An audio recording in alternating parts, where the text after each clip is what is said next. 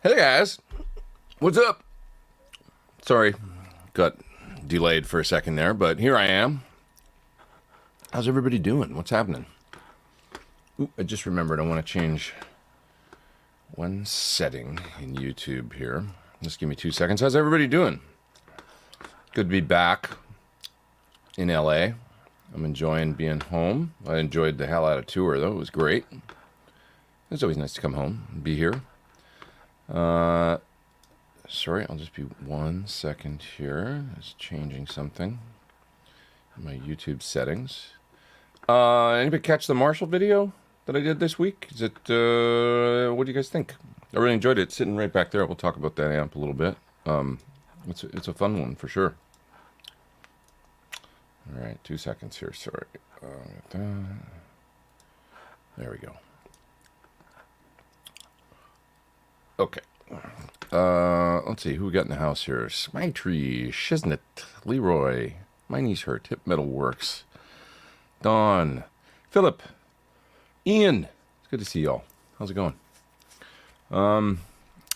Yeah, some little baby JTM 45 video. It's a JTM 20. It's called. Yeah. This fella's asking what I think about the. Oh, howdy, Pete. Sorry, I highlighted the wrong comment there. I was trying to highlight the one about the Metroplex Mark II. Don't know about that one. Well, George always does good amps, so I haven't seen it. Is it? Maybe you can tell me about it and tell me what's different from the first one. The Metroplex was always like a versatile plexi kind of situation where you could switch things up. Lots of switches and stuff. Excuse me, I got a little granola. Stuck back. Oh, it's not good. What if you just watch me expire right here on YouTube? Wouldn't that be apropos? No. That'd be terrible. Marshall video was fun, says Tom. Thank you. Yeah, there it is back there. It's a nice little package, that's for sure.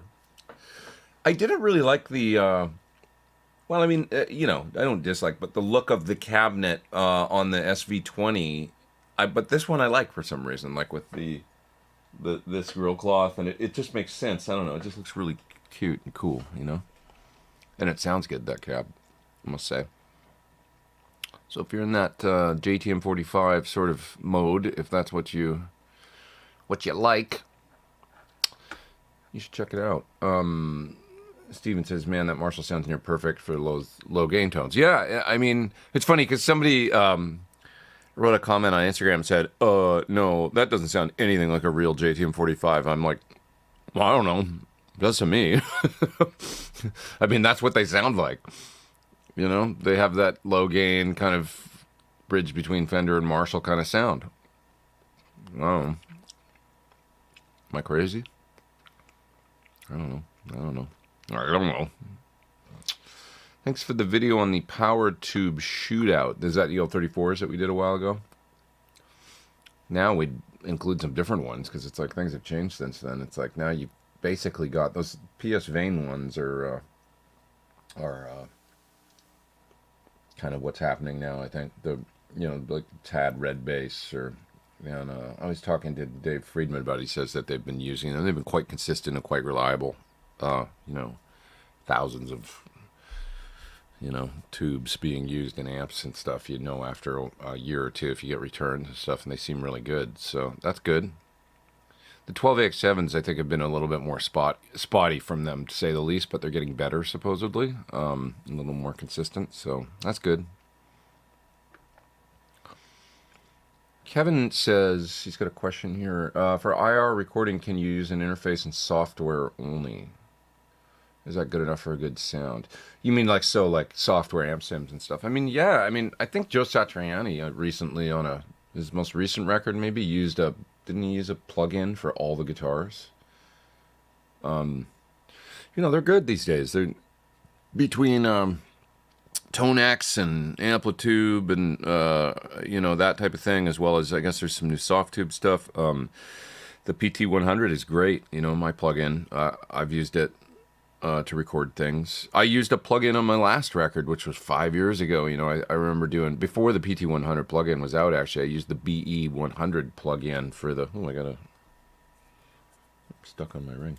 I used the BE100 plugin for the main guitar sound on L'Avenir off my last record, because I plugged it in to do, I was doing drums myself, recording the drums, and I was in the same room with Kurt, the drummer.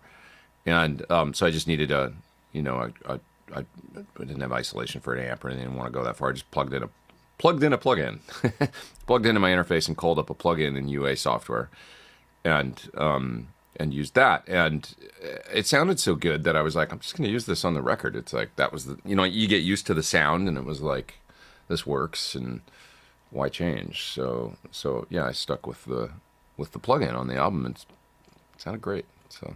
Long story short, yeah, you can, but we all still love amps and stuff. So we'll talk more about amps. Do I need a special cable to go from tube amp to speaker cab? No, you need a speaker cable. It's different. Totally different thing. So yeah, just get a dedicated speaker cable. Order one off Amazon or something if you don't have one already. It's kind of funny. Recently I went to Guitar Center while we were on tour, and do you know that, this is a sad state of affairs, but in this Guitar Center, it was in South Carolina, they had one speaker cable that was like 30 feet long. That's the only speaker cable they had in stock. It was like, they had lots of guitar cables. They had lots of, you know, like other kinds of cables. They had one speaker cable, because it's like nobody's buying heads and cabs or something, I guess. I don't know. Or I guess that was the vibe I got. That was really, I was like, okay, let's grab that long one then, because I guess that's what we need. Oh, yeah. Okay. What else? Just looking through the chat here. Scott says he got the new Alex Lifeson Epiphone. That's cool. Is it one of the Floyd, right? Kind of the Access style. You digging it? I saw a rig rundown, says Todd, with one of the guitarists from Porcupine Tree, not Steven, but the new guy, and he has Thorn buckers in his Strandberg. Cool. That's awesome. Yeah, Strandberg's been using Sir pickups for a while as a kind of, is it OEM technically? I don't know, but they don't make pickups, so they buy them from Sir because they like them. I think that's a nice nod to Sir for sure. And I know that they do have Thorn buckers in some of those guitars, so it's interesting. That's cool.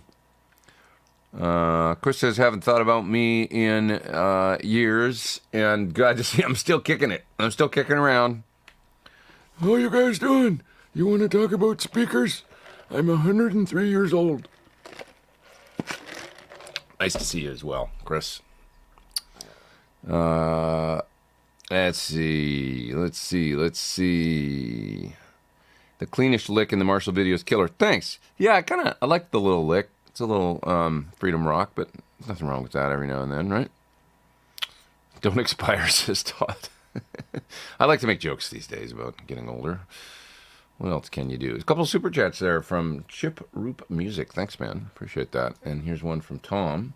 Thinking about getting the SV20H due to size. Never going to use it with Captor X. Only ever going to use it with Captor X and small venues. But am I losing tone? You know, I think they sound really good, man. I got to say, and that's the general consensus, is those amps are winners, I think. You know, it's a good-sounding little amp that basically does the plexi thing. It sounds like they sound like those amps are supposed to sound. They do have a cathode bias power amp, so that's different, and that's how they get the 20 watts. You know, it's less efficient style power amp. That's how they get 20 watts out of a pair of EL34s, or in the case of that guy there, 5881s. But so that's a little different, the power amp design, but it sounds good. And I put it up against my old Marshall that's up there on the top of the rack up there, and just A-B'd back and forth and tried to kind of volume match them and listen. I was like, that's basically really similar. It's like all the, I think they're really good. You know, you've seen a few people, like my friend Brian Ray, McCartney's guitar player, one of them, he really likes them, and he has a couple of the SV20s. Peter Stroud from Sheryl Crow's band was another player that I saw using them on the road. He had two of them. So, you know, they did a nice job on them. I like that they did it because I think it's a no-brainer. It's like, don't like just give people what they want. They want that sound of a plexi, or the sound that Marshall's known for, in a smaller package.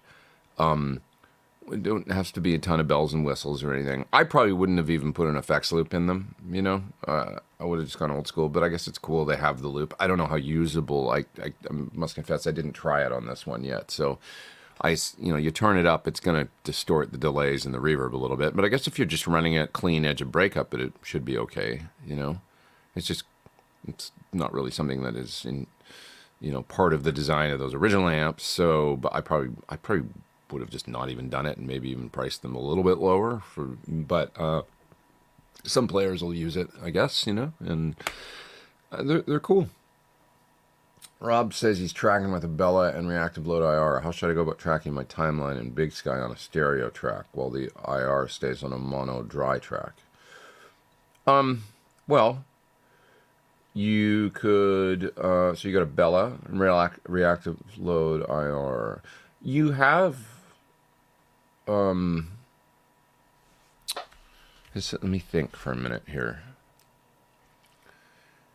How should I go about tracking my timeline in Big Sky on a stereo track while the IR stays on a mono dry track? You could somehow split out of your reactive load IR. If you want to use you want the speaker simulated sound, obviously. So, because you want it to sound like guitar cab. So, I think you should be able to use some sort of Y cable that's TRS. You got to figure out a way to do this, but imagine coming out of the IR output and going into something that you can then split into two other sends. One will go direct to your interface, and the other one will go into your timeline in Big Sky. And you can blend in your effects there and then print that on a stereo track. So if you just split experiment with that. Look on Amazon or look somewhere. Look for Y cable TRS. Maybe somebody makes something like that with TRS. You can even just use an unbalanced Y splitter. It's a that output is, you're not going to lose anything by Ying because it's driven by whatever it's powered. It's active. What's the word I'm looking for? So you should be able to split no problem. And go, mono into the. I would go timeline, then Big Sky. Go mono into the timeline. Split stereo out of the timeline into the Big Sky stereo. Come stereo out of the Big Sky to two tracks. Yeah, that'll work. You can use a little mixer too. If you had a little Behringer make those little $59 jobs. You can come into. You could take the reactive load, the IR output into a channel, and then you could use a send on the channel, like effects send, and go into your effects, and then go into a stereo return or two more channels, and then you just need a way to bust out of all those. But there's ways to do it. Oh no, you don't even need to come back into the mixer. You don't need to come back into the mixer. You use the send, you go to your effects, come straight out of the effects right into two tracks, and it'll work. Yeah. Hopefully that's helpful. H90 at the front of my chain with Dream 65 at the end. Can't find sweet spot on clean tones, and I get more breakup than I want. Why don't you go Dream 65 into the H90? I would do that. Or I would go into the H90 and then run the Dream 65 in the middle. This is Dream 65 is a UA amp sim pedal. And then, because you can run the two processors, you can almost run it like two H9s. So you could either go into the first kind of processor on the H9, split out to the Dream, and then put one after. And then you could use the half of the H9 in front for things like vibe and filter, wah kind of stuff. And then you could have the other processor after for things like delay and reverb. Or you could just go into your Dream 65 and run the H90 after for things like delay and reverb or pitch or whatever. And that would be probably better. I would think you're kicking the front end of the Dream 65. One thing about the H90 is that some of the sounds, the volume goes way up. And you have to be aware of that. I found, I'm using it for something right now where yesterday I was using a phaser that's kind of an extreme phaser, and I'm running it post, and it was actually distorting. like some of their sounds and their algorithms and stuff get really loud for some reason. You probably found that with it. And so you kind of have to be careful about setting levels. There's a master overall level out for every preset, and you can change that. And I was dialing that in yesterday. I needed to shave about 4 dB off using this phaser preset in order to not have it actually distorting the I'm using it within the loop of an amp for this, and it was clipping. But anyways, so think about that. Think about switching the order of those pedals first. That's the easiest thing to try.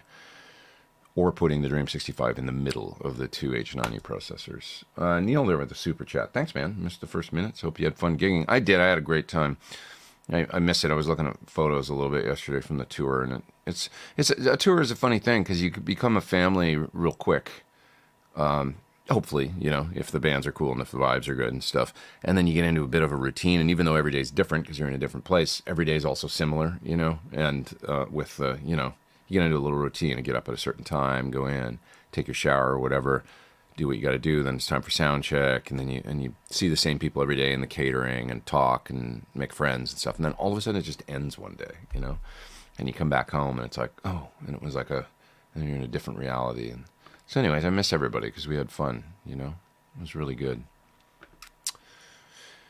Chris says he's using a hot mod. That's the little like tube mod module to the SV20. He's adding it to the SV20. Incredibly versatile. Low treble for Free and Led Zepp. High treble for Maiden Slayer. Cool. Yeah.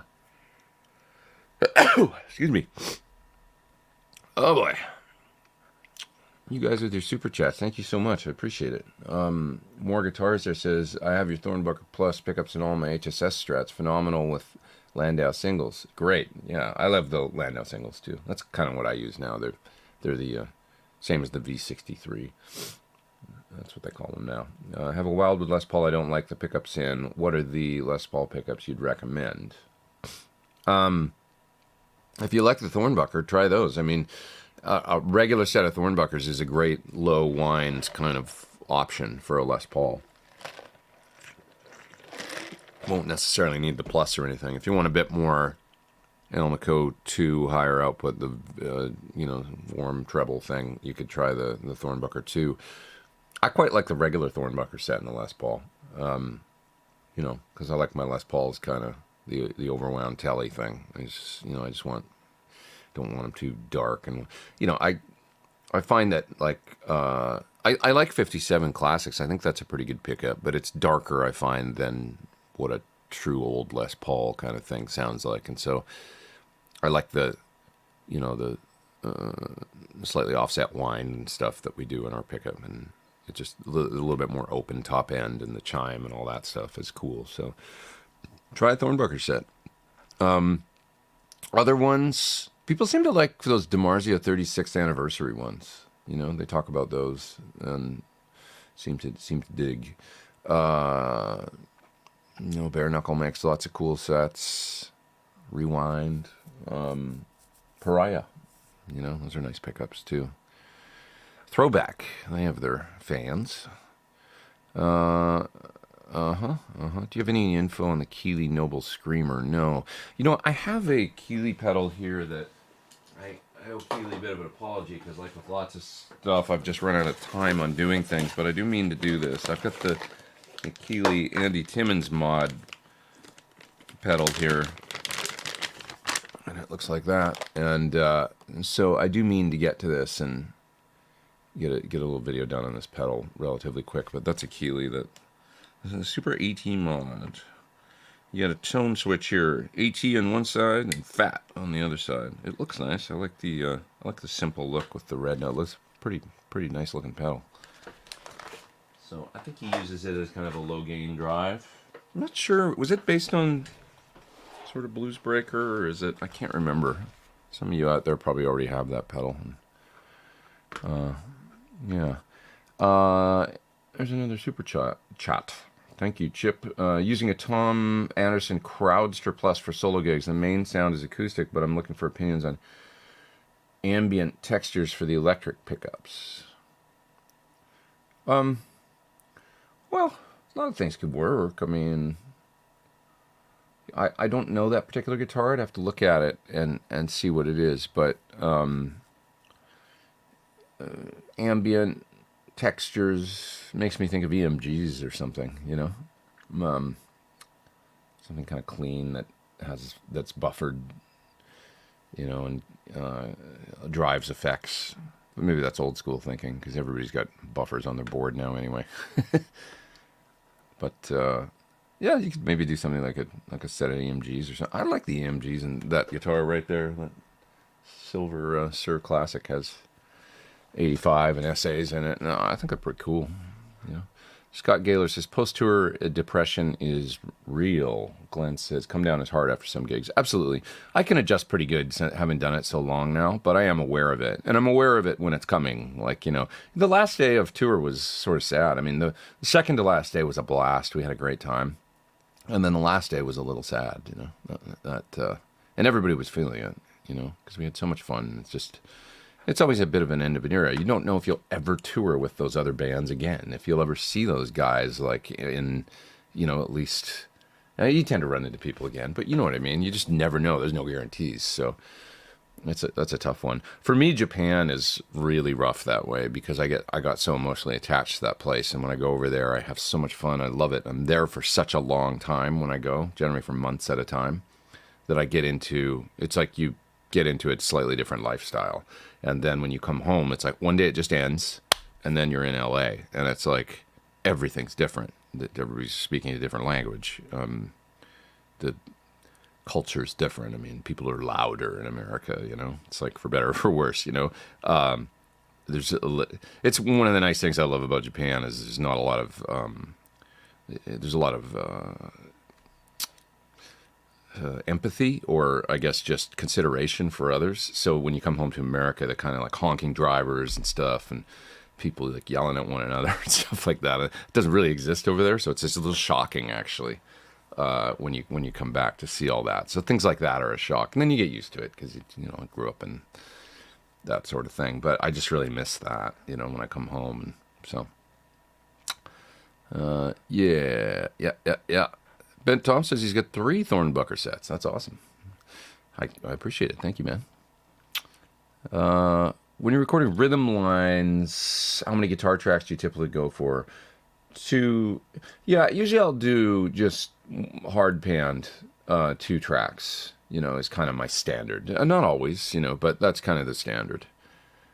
And I'll usually use a different guitar, like a single coil guitar on one side and a humbucker on the other side or something. I do that a lot. Like I did that in the recent Marshall video that I put out the other day. You'll hear in the left channel, Les Paul, a little bit fatter, more active part, and then a cleaner telly in the right channel. And I played a little bit less just to let the chords ring a bit more. And then when you pull those both up, and usually I'll mix one, well, not always, but I chose to mix one a little lower, the telly, just have it down a little bit and be a little more of an open kind of thing. And so it's just kind of filling in the sound in one side, and then I'll put the lead or something right up the middle, or maybe panned a little bit towards the telly side. And it's all about leaving space and finding enough, you know, space in when you're just using stereo for the sonics. Yeah. All right. Glenn says he's got a Thornbucker Plus in the bridge of a set neck mahogany guitar. It's very sweet. That's awesome. I love to hear it. I like to hear it.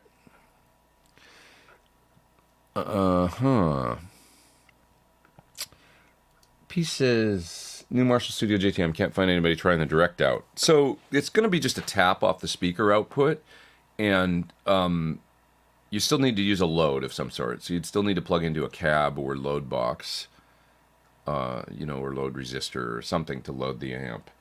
But then you could take that DI out and just run it into, say, an IR loader in a DAW, and you would probably get a really cool sound. Now, I haven't tried it, but it's the same as using a Sir line-out box. It's the same as using like on the reactive load, there's an unfiltered line output. It's going to be very similar to that sound, you know, especially if you're either, you know, using the speaker pass-through, you know, to a cabinet. It's going to be very similar to that. So, you know, it'll be largely dependent on your IRs and what you're running into. you know, in that'll greatly affect the sound.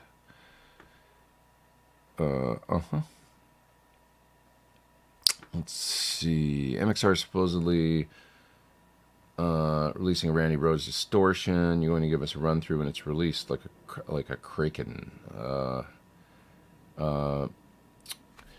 If they ask me to, I mean, they hit me up sometimes to do specific things, and you know, if they're like, "Hey, we think this one's up your alley, will you make a video?" I haven't heard anything about it yet, but it'd be cool if they put out one that has the EQ. You know, like I wonder if they're going to do like a Distortion Plus style pedal, but that has the built-in EQ that he used to use. So I must say, when I did that Randy Rhoads guitar video a while ago, I tried a Distortion Plus in front of, you know, SL68, I think I used, and I couldn't get it to sound right. So I just went at it a different way. I think I used a Boss Super Overdrive and kind of tried to get a sound similar or reminiscent of Randy's, but it ended up a little bit different. But then I saw this article that Guitar World did on Randy and his tone and his settings, and they kind of nailed it. I was like, this was after I'd put out my video. I went back and I tried it. I set the EQ like they said to set an EQ, and I set the Distortion Plus right. It was like, oh, that does kind of sound like it. But as I remember, it was pretty drastic EQ settings on the pedal. So you're getting a, you know, Distortion Plus, you know, that's greatly altered by the EQ that he used to, you know, a certain curve he used to use. What do I think about Thomas Blug's Amp X? Thomas always makes good stuff. I haven't seen it, so I'm not sure because I haven't been able to check it out. But you know, he makes good things. He's a smart guy. Joey sent a $10 super sticker. Thank you, my friend. Appreciate that. You guys are too kind. Thanks for the super chats. Thanks for being here. We got 316 people online. You guys still come back and see me, even when it gets chaotic and I'm on the road, and sometimes the times get screwy and sometimes the stream's screwy because the internet's unreliable and all that, but you're still here, and I love you all. Jim says, what pedal in front of my Marshall DSL-40C would get me closer to a Plexi? Geez, I mean, to be honest, it's like less pedals get you closer to a Plexi, because a Plexi's really like about less gain. You might find that if you don't like the distortion sound of your Marshall, maybe something along the lines of the engine from Dry Bell and running into the clean channel and then hitting it with the engine. It's got a treble booster built in and a Plexi style drive in it. But you know, it's a tough one. It's like, because you're sort of trying to. I wonder if there's any mods you could do to that amp. Like if there's anything you could do to the front end to kind of do a Plexi-ish thing. Yeah, I don't know. It's a good question, because, you know, generally when you add another gain stage, which I don't know about the I'd have to look at the, you know, see what the schematic's like and stuff like that and what's going on with it. But anytime you do the adding a gain stage to Marshalls, it kind of changes that Plexi flavor thing. Multi-channel amp with the best Plexi tones. You'd picked two great ones. I mean, small box, PT50. I mean, our upcoming PT50 will definitely do that, but it's not available yet. A small box is a good option for what's out now. I mean, it's basically, you've got basically a Plexi with a master on one channel, and then the other channel is Dave's BE channel. So for sure. Yeah. Okay. Moving back from England to the U.S. kind of sucked. That's Bent Tom. When did you move, I wonder? Where did you live in England, too? Just curious. I love being in England. It's a fun place for me to visit. It's kind of my heritage. I mean, you know, there's a lot of nice smaller cities in England, and so I could see if you got used to one of those. You know, there's cities like I mean, there's some beautiful, kind of the more touristy, obviously Cambridge and stuff that's gorgeous. I quite like Newcastle, although it must be really cold up there. What else do I like in England? I mean, a lot of stuff along the southern coast. I guess Brighton, you know. And then if you were to move back to U.S. is, I mean, it's a mixed bag. The U.S. is almost like, it's so varied. It's like, where in the U.S. do you live? And,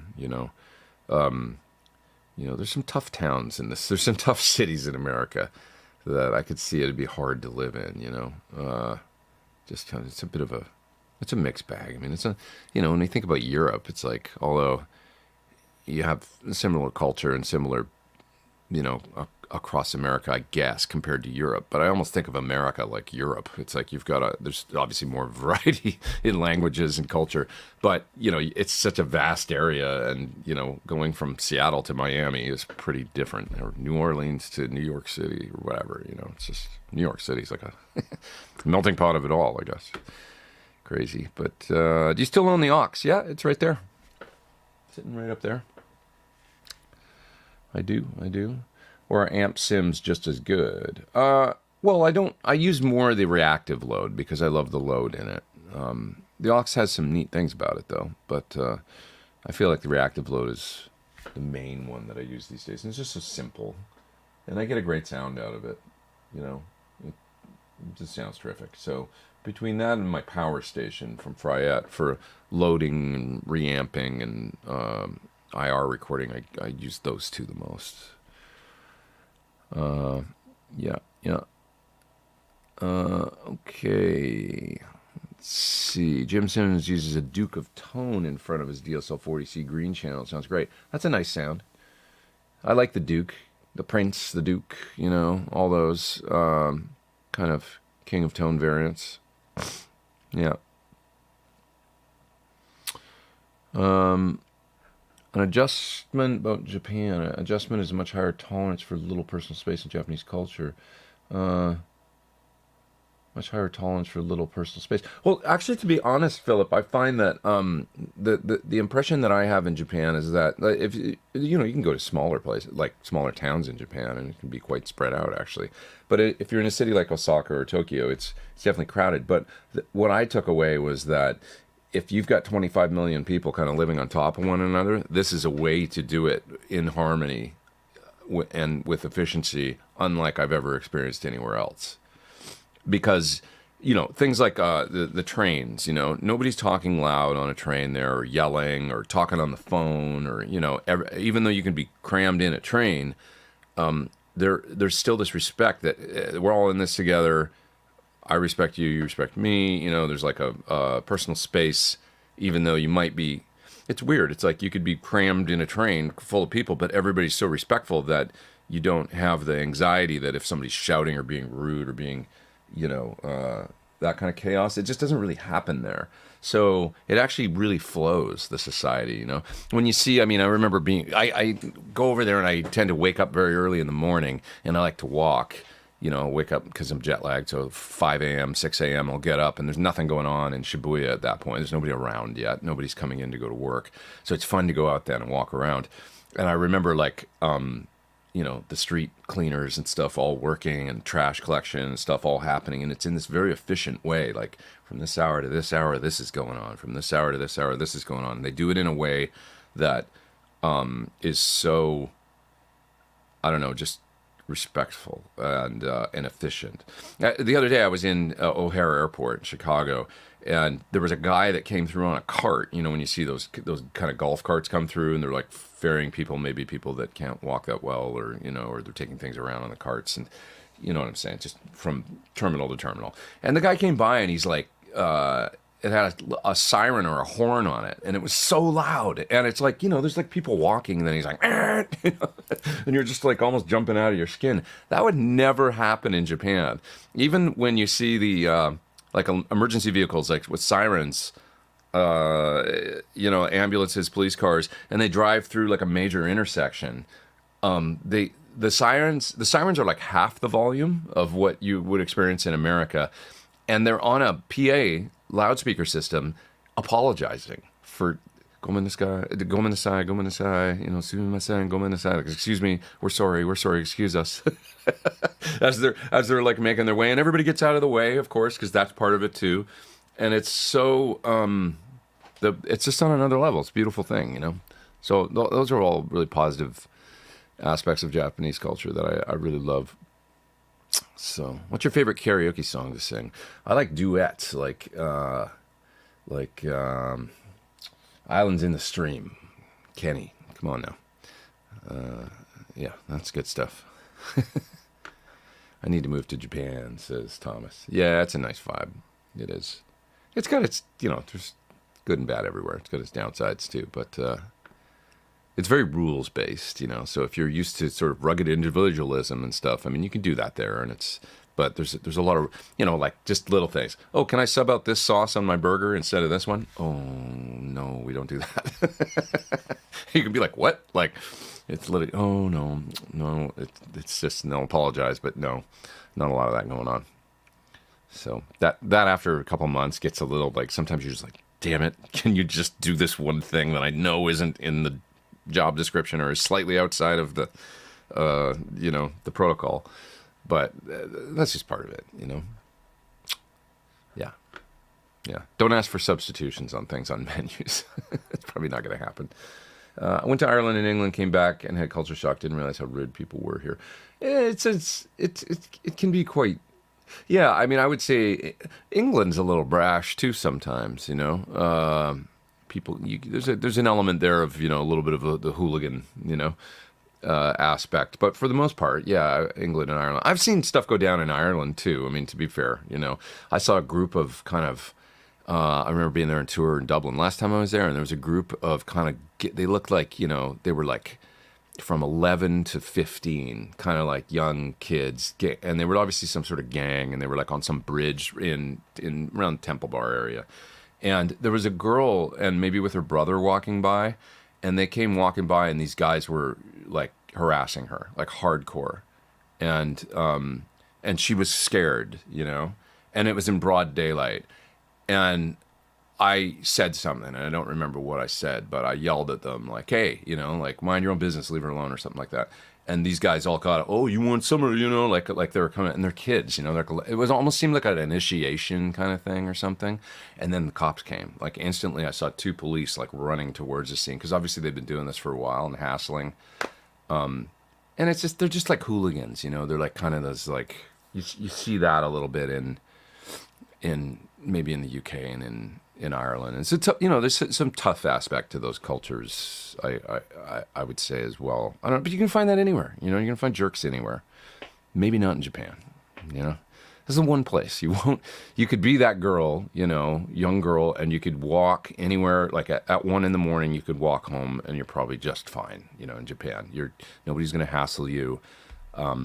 It just that type of crime and harassment stuff doesn't really occur there, and it's at least it's at a very, very reduced level. It's a beautiful thing, But then you can get really used to that, I would say, and then come to go to a city like New York or something, or anywhere,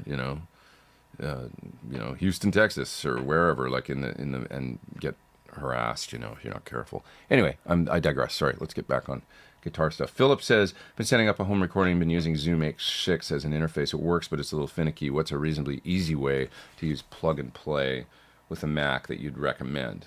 There's so many good interfaces now, man. I mean, something from, either the, Apogee Duet or a little UA.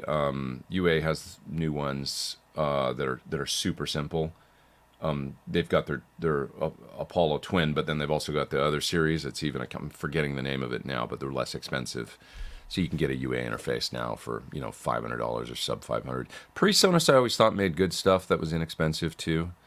So look at those, and just get something simple that has, 1 or 2 inputs.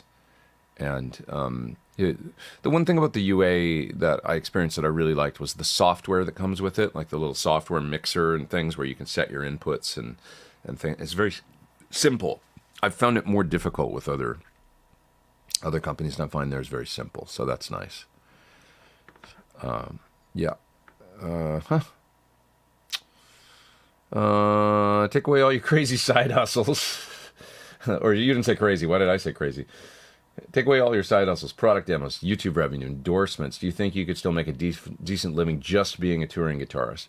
Yes, but I would have to hustle, I've been touring a fair amount this year, and, it's just my friends that just tour during COVID, that was a nightmare. They didn't have any other diversification going on. A lot of them were really hurting when they couldn't tour for a year and a half. So just being a touring guitarist depends on your gig. I mean, if you're in, there's certain people that like to tour. I mean, like I'll use Alice Cooper as an example. His band, they're always on the road. I mean, he likes to work. He tours a lot. So it seems like there's, my friend Glenn Sobel, he plays drums, for instance. That he's always busy. He's always on the road with Alice, and it seems to keep them busy enough. But I did that for a number of years, only touring, and it's good, but it's like there's always this anxiety, like you have to travel to make money. So you're out of town, which affects, family life and, a lot of other things. When you have to be away to make your income, it can be difficult. It's nice to be able to have the choice, So, yeah, just touring. I mean, you just have to, I did it for a number of years and I still do it, but there is this aspect of like, you're getting older, you're touring your life away, you're traveling all the time, but then it's a nice way to spend your life too. So it's not all, I don't know. It's just a grass is always greener kind of thing, I guess. Yeah. It's nice not having to hustle so much or feel the anxiety of having to get a gig, like, I have to get this gig or I'm screwed. How am I going to pay my bills? Like, that's never a good thing, and you'd be surprised how many people feel that way. Like, and of course, then you get the gig and you tour a year, you tour a couple of years with the band, you start getting used to the income and everything. And then if it just stops one day, what do you do, So, yeah. P says, thanks a million for answering my question. Huge help. You are welcome. That's what we do here. We're happy to have you. Let's see. Did I see one of your videos? You had a Musicraft neck bolted to one of your Strats. I think my my black guitar with the Floyd and the tortoiseshell pickguard, I think that's a Musicraft neck and a KNE body. I think that's what it is. I bought it off eBay, so another guy had built it, but I think that's the deal. It seems like a nice neck. I wish the frets were bigger. I wish the neck overall was a little wider, a little bigger, but it's a good neck, definitely cool. It's just a little on the small side with smaller frets. Yeah. You have a great amp collection. Thanks. Sir Top Hat Germino Alex and Build. What's your responsibility as a reviewer to discuss build quality? Well, I think it's important. Most of the amps that I have here are built really well. I mean, if we look at the Germino, he's got a reputation for bulletproof, great top hat, a little bit different the way the tag board or whatever he uses on the inside, but he was always, did a really nice job. I've got a driftwood amp up there that I need to do a video for. You can't see it because it's so dark, but it's a kind of it looks like an interesting multi-channel high gain affair that I'm going to get to very soon here. Build quality, it's important, I mean, but I'm also not an expert. I mean, it's like some people, like Marshall, some people will bag a little bit when they open them up and look at them the way that they're built. But when I talk to somebody like Friedman, he's like, you don't see them really coming in for repair. So, there's that aspect, right? Where it's like, they're not really that... I think part of build quality, like some of the complaints of some of the, like say the old PV amps and certain things that were very difficult to service. Like, so build quality and also like efficiency of build, that's an important thing, I think. Like if like if all the pots are mounted to a circuit board and then if you break one, you have to replace the entire board, like that kind of stuff is of a concern, but how many amp reviewers are really aware of that? How many know what to look for, And I'm not saying I do all the time. I mean, I ask questions. I mean, I do like I'll ask somebody like Dave who repairs a lot of amps, sees a lot of amps come in the shop. I'll say like, what about this, the way this is built? And he's like, it's fine. You don't really see him come in for, it's like, I will have thought maybe there'd be an issue with a certain amp and the way that, So, anyways, but I definitely think it's important, build quality. It's important to me. I mean, being on the road and having reliable, you know, gear. I hate it when things break down. So, yeah.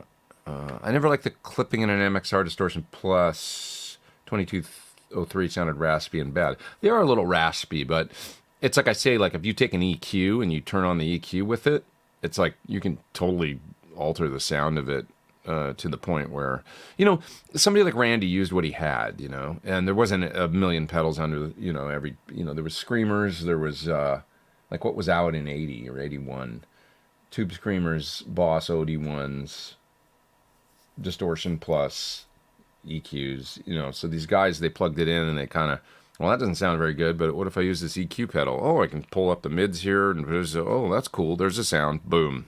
You get Blizzard of Oz, and, you know, that's the way people did things back then. You know, there was a lot less to pick from, so you worked with what you had, and you tried to get the best sound you could with it, I guess, you know.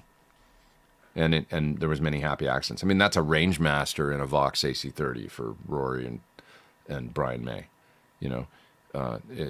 Vox doesn't sound so good on its own. Oh, somebody makes this little pedal, and sorry, these little gnat things that have, I won't call it an infestation, but when I've got the bright lights on in here, it's like they get attracted to the lights. I've got a little bug light that seems to be helping. Is this interesting? Look at this thing. I leave it on all night and I come in here and it's better, but still issues. Anybody got any suggestions? Oh, yeah. There's a super chat. What's up, Michael? Please explain how to run the Eventide pitch factor before the EVH SD3000 delay using a Musicoma Lab Paralyzer and a wet dry. I might have gotten a message from you the other day, right? And suggested that you come in to the chat. So, yeah, so what you do is you're just going to simply, in a wet, dry, wet. Okay, so you want to get a direct signal out of your rig somehow. So the simplest way to do it would be using, I don't know if I have it here, but something like a line out box. I generally sometimes have one here, a Sir one, but I don't think I can do right now. Sir makes a little line out box. You plug the speaker output of your amplifier into it, and then you run the through to the center dry cab. Okay, so it just takes a little line. It's a little box with a pot on it. I think I have it here. I'd like to show it if I did, but I just don't think I do. But anyway, you can just do a Google search for Sir line out box, and you'll see a picture of it. Looks like the size of a Phase 90 pedal, but it's got a pot on it and a couple switches for phase reverse and for isolation, ground isolation. So, speaker cable out of your amp into that, the through jack into your cabinet, and that's going to drive your center dry cabinet, and then there's a pot on there. Okay, so then you take the line level out of that, and you're going to run that into the parallelizer, which is essentially a mixer. You go into the parallelizer, and then you just plug in all your pedals into the sends and returns. Put the pitch factor in send 1 and stereo return 1. Put the SDE 3000 in send 2 and return 2 in stereo. Put both the pedals in kill dry, and then basically what you've got is a mixer that lets you have, you've got separate pot controls over the dry signal, and oh wait, am I describing this wrong? Because you've got the center dry. You don't need the line out box, do you? Oh shit, sorry. Where's my parallelizer? I need to look at it to explain this. I have one right here. This is the mixer we're talking about.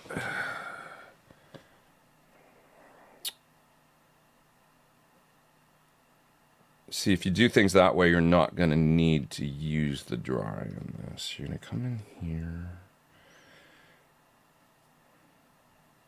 Yeah, you don't need to use the dry path in this. You'll just use the effect paths. Oh, no, you will use the dry paths because you want some dry mixed in the outer cabinets, right? See, sometimes I got to think this stuff through and think about it. So, right, so if we're going for the Eddie Van Halen style thing, he had dry in the outer cabinets. Okay, so you've got your center dry cabinet that's plugged in via the SIR line out box, right? Now you're taking a tap off that, you're sending it here into the input of this little mixer pedal. Okay, now what's going to happen is you're going to turn this up. That's your dry through. So now you take the outputs of this stereo left right into a power amp into 2 cabinets. Now you pull up that dry and you're blending in the dry signal in the outer cabinet. So you got your center dry cabinet, you got your outer cabinets with this pot controlling the dry mix. Right. Now FX1, that's going to be your eventide. You're going to take send 1 into the eventide, and you're going to take return 1 right, return 2 left. These 2 jacks are going to be the outputs of the eventide. Now when you pull up this, and you run it in kill dry, you pull up this, and now you mix in your pitch effect, your micro pitch. So now you got dry and micro pitch blended in the outer cabinets. Okay, and then on send 2, FX2, you're simply going to turn that up with your, now you're going to plug in send 2 to the SDE 3000 EVH, and you're going to take the left-right outputs of it, you know, like I say, run it in kill dry mode, you know, return 2 right, return 2 left, and then you just blend in your, so now you got pitch, and now you got delay, and now you got dry in your outer cabinets. That's it. Does that make sense? I hope so. I hope so. I truly hope so. Okay, what else we got here? Let's see. Can you play one of your guitars? I didn't really set up a sound right now, Patty. I could have done that, but I neglected to. Unless somebody wants to hear something specific, I probably just won't today, because it'll just take me a minute and take away from the question and answer period. David, thank you for the super chat. Appreciate that. Thank you. This is good. We almost got 400 people online. 392. Good to see you guys. Leroy says the power station is fantastic. I agree. I use it all the time. Harmon, first time here in 6 months. Welcome back. I'm glad you're here. Glad you're here. Okay. I'm going to go down through the chat a little bit because I'm pretty far back now. What pickup do you think would work best for EVH-style tones, mostly his second album, for a poplar body with maple neck and Armath? That's that strange, is that a composite kind of fingerboard? Switching the neck to maple on maple. Well, I mean, to me, that album has the lower gain kind of Alnico 2 sound. I don't know what he was using, you know. I think he used the Destroyer on Light Up the Sky for sure. And, you know, maybe, I guess it had already been carved up then, but it's probably the black and white guitar was probably used a lot on that record, I think. Who knows? Maybe he used the yellow, the Bumblebee, but I don't think so. I don't think he really recorded with that guitar. I would say something like a Thornbucker 2, or if I'm picking other brands, the EVH, the 78, or the you know, Seymour Duncan EVH 78, or Pariah Pasadena White. Those would be some good options, I think. To me, that album just sounds like straight up nice Alnico 2 warm. It's got a great warmth to it, and it's cranked up plexi without being too dirty. You know, it's a great sound. I love the sound of Van Halen too. Maybe one of the best guitar sounds that he ever got. Another super chat there from Matt. Thanks, man. Love your playing and content. Appreciate that. Might be a dumb question. Never dumb. But can you keep a pedal board hooked up to an amp while running through torpedo capture? Sure. Yeah, it just operates exactly like normal, you know. Amp sort of thinks it's plugged into a speaker cabinet, and yeah, all good. What worries me, Todd says, is Tokyo do a huge earthquake. Yeah, but I mean, that's here too, right? LA, you know, what are we going to do? I don't know. I mean, when it's your time, it's your time. That's all I can say. I don't know. What are we going to do?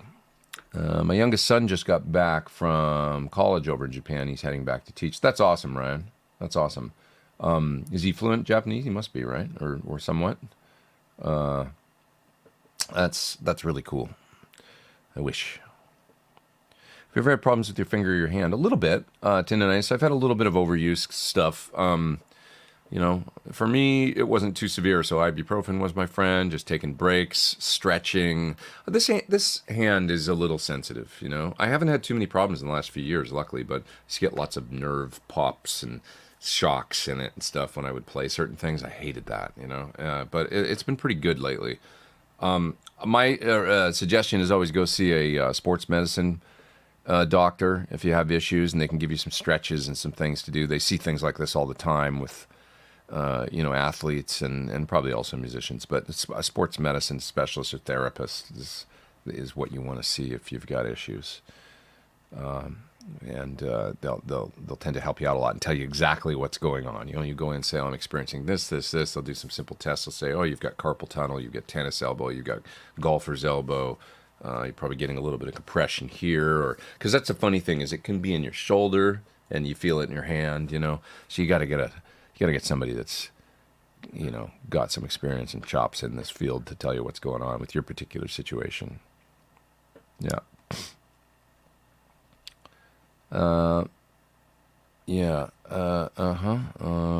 Okay. Let's see.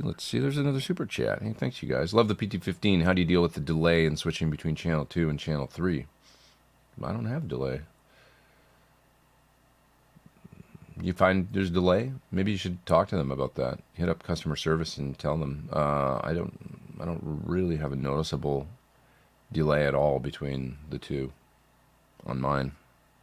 The only time I have delay is if you're, you know, have you got effects hooked up and you're getting, like, if you use something like a helix or something and you're changing channels and you're also changing sounds on the helix, you're going to get a delay.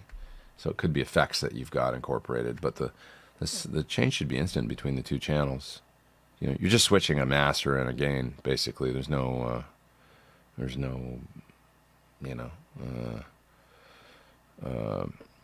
digital component or anything like that going on. So, yeah. Let's see.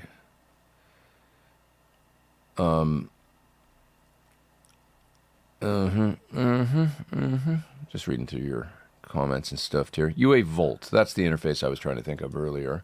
Yeah, I got it. Great software. Yeah, it's nice and simple and sounds good, right, and straightforward. So if you're looking for a nice, simple interface, just good sound, not too expensive, that's a great way to go. Yeah. I think my buddy Rhett is here. I see he's in the chat, I think. What's up, dude? How's it going?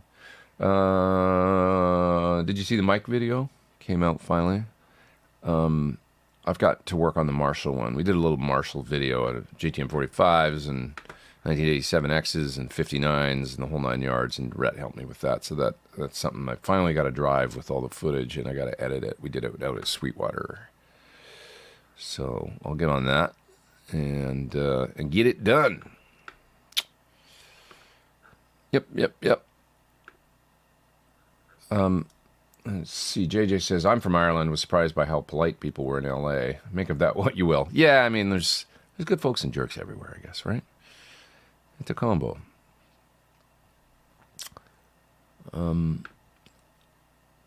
Did you slave a Marshall to another amp already, or two Marshalls into each other? I mean, I've experimented a little bit with that. You can always slave a Marshall and then go into another Marshall power amp. That sounds really good, you know? I have done it in the past. Let's see. Here's another vote for UA, I think. I recorded at my friend's house on UA with a Mac. Seemed like the monitor kept getting... Oh, maybe not. Monitor kept getting turned off. You had to turn it back on in Logic all the time. I don't really use... Like, I always listen through the channel. So I don't listen to... So for those of you that do, you know, computer recording, I'm not one that listens to the input in UA console a lot when I'm recording, or any other recording software. I like to hear it coming through the software, because then if I'm adding any plugins or anything to the sound, or a bit of reverb or whatever, I'm hearing it come through the channel. So there's a little more latency is the downside, but it's so low these days with good modern interfaces that you're just getting 4 or 5 milliseconds or something. It's not that big of a deal, you know? So, yeah, I'm always monitoring through Logic. I don't know if that makes any sense or not, or answer to your question, but yeah. Random Story says, Nathan, I worked with an artist who seemed cool at first, but turned out to be pretentious fake and took advantage of better musicians to stab people in the back. Pure jealousy. That's pretty common. Unfortunately, I mean, there's a lot of, being a rock star or a semi-rock star or, semi-popular, it requires a lot of, I guess, self-centeredness, and that can, turn itself into a, I don't know. You know what I mean? It's just a spiraling thing that I guess if you're 18 years old and everybody tells you they're the greatest thing since sliced bread, maybe it's hard to turn that off, and be normal with people. I don't know, I've worked for plenty of well-adjusted rock stars, I'll give props to Melissa Etheridge. She had this great story about,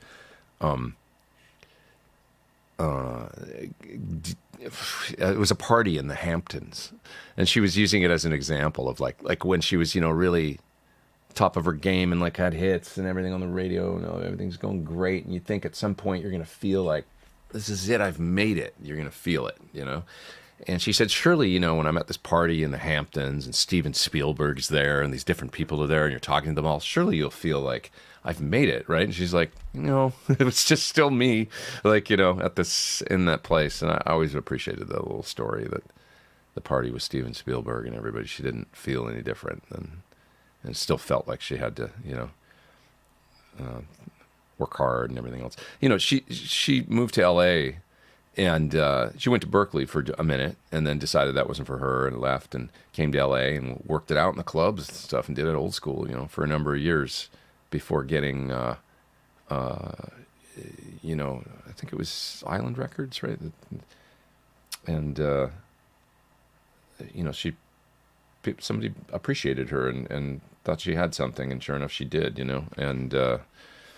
and she just, it's always the folks. I mean, Cornell was like this too. He had his head on straight, he could have his rock star moments for sure, but he had his head on straight because he grew up working hard, and I think there's something to that. If folks are a little successful a little later on and it doesn't hit them when they're 18, sort of thing, it just, as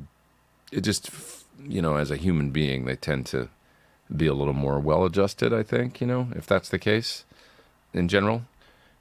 And, I think plenty of them battle that later. Like, if you've been told you're the greatest thing since sliced bread since you're maybe 12, or, like a lot of the folks that do either Disney or whatever start off with that, and then they, they run into trouble later because it's like, it robs you of your childhood a little bit, and you get this inflated sense of ego and everything, but then it messes with your head, all that stuff, it's just, it can be tough, I think.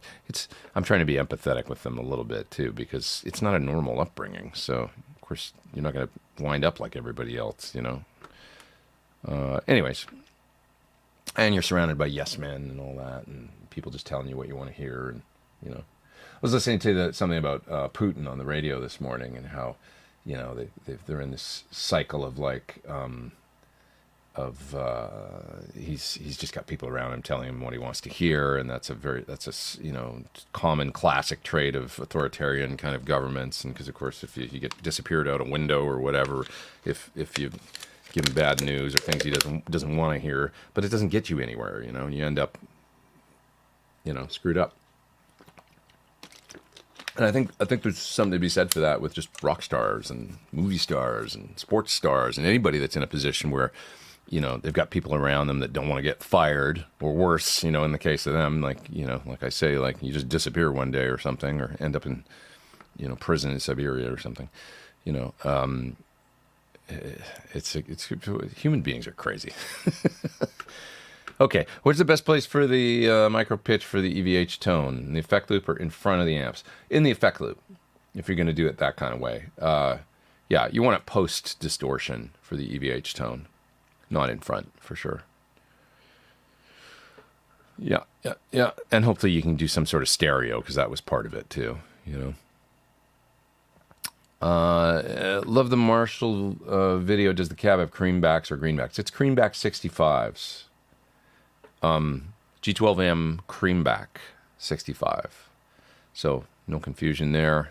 I opened up the I pulled the speaker jack actually and just looked inside with and I saw the cream dust cover G12M 65 watts. So that's what it's loaded with for sure. I guarantee. Yeah. Why isn't Sir getting more signature guitars? Well, they did a few new ones recently. Andre's guitar, James Ivani. Do you think this strategy is important for a guitar company? They take it slow. You know, you're saying take Ibanez, for example. Ibanez is a great big company. You know, Sir is a much, much smaller company that deals in instruments that are more expensive, generally speaking. They don't do guitars made in Indonesia or have any kind of, you know, factories making things en masse, right? Everything's built. So they consequently, you know, they can only take on so much. So they're quite selective about coming up with new models, and that, you know, crosses over into signature guitars and stuff. So I feel very honored to have signature models with them.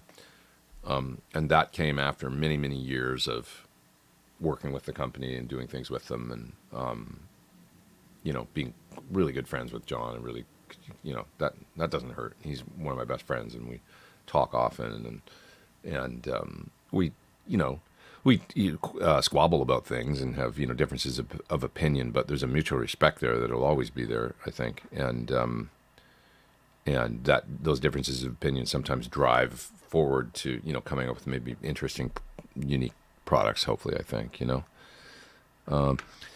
How's your 1973 condenser working out? Would it make a good live mic? I think so. It sounded great in that Marshall video. I used it for the first time in that. I plugged it in. I literally positioned it on the speaker about where I thought it should be, just off the side of the cap, you know, where the cap meets the cone, back about an inch. Sounded amazing. I didn't even move it. Didn't change a thing. So you do need to use the pad with a cab. It distorts fairly early with a loud amp, but I turned on the 10 dB pad, not the 20. It's got two positions, 10 and 20, and off. Yeah, three positions, I guess. Leroy says he bought a Soldano SLO a few months back and it died. I'm sending it in for repair. Yeah, I mean, anything can, you know, maybe it's just like a bad solder joint or something somewhere. Things happen, right? They'll fix it for you. They will fix it for you. When I think of Randy, I think of solid state distortion. There was a lot that went into his tone when you consider the EQ and the distortion plus. Excuse me. I burped. You know, for sure, a huge component of the sound was the EQ and the distortion plus, which are both solid state things. So I would say, yeah, I mean, you're driving the amp into distortion with some sort of FET devices that had at least as big an effect on the sound as the amplifier itself, I think, with his rig. So, and he also used high output, you know, Seymour Duncan distortion pickups, I think, were his thing. Maybe super distortion in the V. Did it have? Can't remember what originally, but you know, he used a lot of boosting into the front end of a tube amp, basically. Hot pickups, distortion box, hard clipping, EQ. Yeah. Do you know of a quieter Dynacomp type pedal? It's my favorite pedal to use a boost. You know, a Dynacomp is a unique, you know, it's a super squishy. So it just kind of is what it is, you know. I quiet compressor is kind of an oxymoron because you're always turning it on and it's boosting. You're raising the noise floor anytime you turn on a compressor. But I guess components and things. I mean, I use the woodshed from Sir, and I don't have those issues really. And I feel like I can get a pretty squishy attack, like in the fast attack position. Yeah, check out the woodshed if you want a little more hi-fi, you know, and see what you think. I think it's great. It's more like a Carl Martin compressor, but it boosts in a beautiful way and sounds really good. Yeah. Would you ever spend $100K plus on a Dumble, and will you ever do a demo or video? I'd love to, and no, I wouldn't. You know, I'm not that I don't got that kind of juice, you know. I like, as I get older, I'm very careful with my funds and trying to save and stuff, and guitars and amps, you know, vintage guitars and amps. I'm not saying I wouldn't buy another vintage guitar or, you know, expensive amp, but it wouldn't be $100,000 one, that's for sure. You know, it would have to be a good deal. And a guitar, I guess, you know, they're good investments. I guess it's like kind of money in the bank that you can play and use, you know. But $100,000 is, you know, $4,000 is a lot for an amp to me, you know. I'm not saying they're not worth it. I mean, a train wreck, and, you know, they're limited, and if you got that kind of scratch, I guess you buy one, and then, like I say, it's kind of money in the bank, but, you know, because you can always turn it around. I'm not going to get any less rare. What do I think of the new Marshall JTM studio amp? Dave said he wants one. He loves the look. I mean, he saw the one that I have here, so I did a review on it. If you haven't seen Paul, I did a video that came out on Friday. So please watch and let me know what you think. You'll get my full summation there. How do you know if your guitar skills are ready to play live? You know, rehearse with people and take a video recording and listen to what you sound like in the blend with everybody, you know, and then, you know, be honest with yourself. Ask a friend, you know, guitar instructors, people that you trust, you know. Yeah.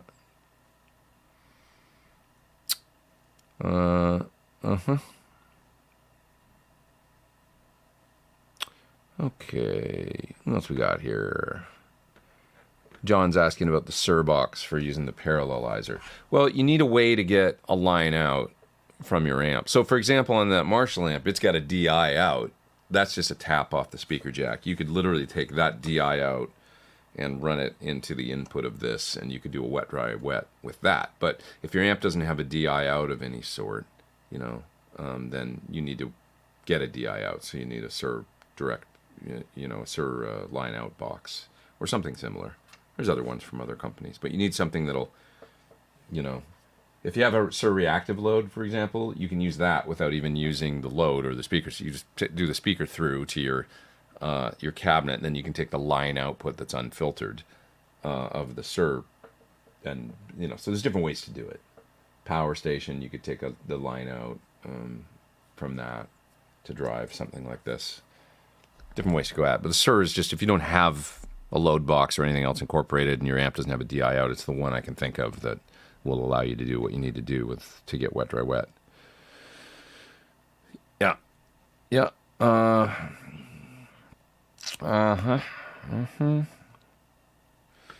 Music Life with Arthur says, man, that's a lot of plugging this and that into a bunch of these things. You know, it's really not to me, man. I mean, guitar players, not to pick on you, but guitar players can be, you know, I get your point, and for some players, they just want to plug into an amp, and that's what they want. But back in the day, when you saw Eddie Van Halen with his rig in '85, it was racks, you know. And everything was wired in the back, and there was, you know, when he went to his, you know, first he had the load box rig, and he had custom stuff that Bradshaw built him, and this is what we did. So to me, this is just normal, you know, like having a, you know, how do you do wet, dry, wet? How do you do? I like it. I mean, it's like, it's fun. It's like, how do you make a unique little rig that has your sound and sounds huge and works really good? Every year when I go to do Classic Rock Show for the last few years over in England, I've done 3 of those tours, I've used a different rig. I've gone at it a different way every time. Probably ended up sounding basically the same in the PA. But for me, it's fun. It's like, how can I do this better? You know? And it's like a hobby for me, tinkering around with.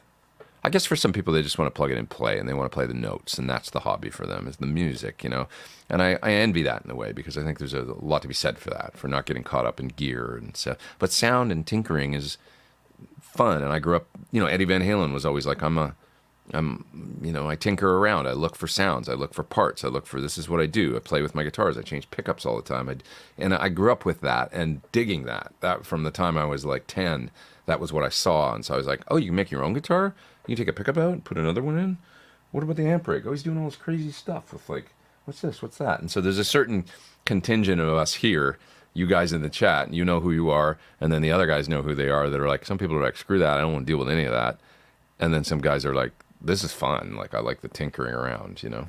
And I got bit by the tinkering around bug real early. So, yeah. Yeah, yeah.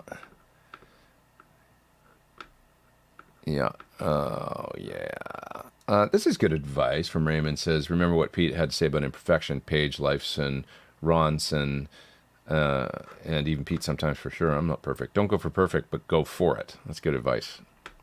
Yeah, go for it and, you know, move on. If there's a mistake, play it again. People think that you meant to do it, and then keep going. So, when is the Tim and Pete show coming? You know, I think we're supposed to do that next Sunday. Thank you for reminding me. I got to contact Tim. I got a busy week this week, but we got to do that next Sunday, I think. So I'll hit him up over the next couple of days. You're reminding me. I'm going to tell my phone. Remind me tomorrow at 11 a.m. to call Tim Pierce about next Sunday. Thank you, Tellyman. Today I finally managed to incorporate, there's a bunch of you guys doing this, interesting. The SG3000 with H90 sounds really, really good, even though I'm just doing mono into Silver Jubilee. Hopefully I'll get to play live soon. 100 watt in a small venue. Good thing it's got a master. You can tone it down. Yep. Mm-hmm. Is there something wrong with the like button today? Seems like it's only worked for about a quarter of us. Thank you, Shenanigan. Yeah, hit the likes if you don't mind. It definitely helps to spread the video far and wide across the worldwide interwebs. Do you plan to do a review of the Boss Guitar Synth? Would love to know your take on this new device. I'd love to give it a try. I've done a few videos for Boss Synth products. It's always fun. It's a neat departure from doing what I usually do.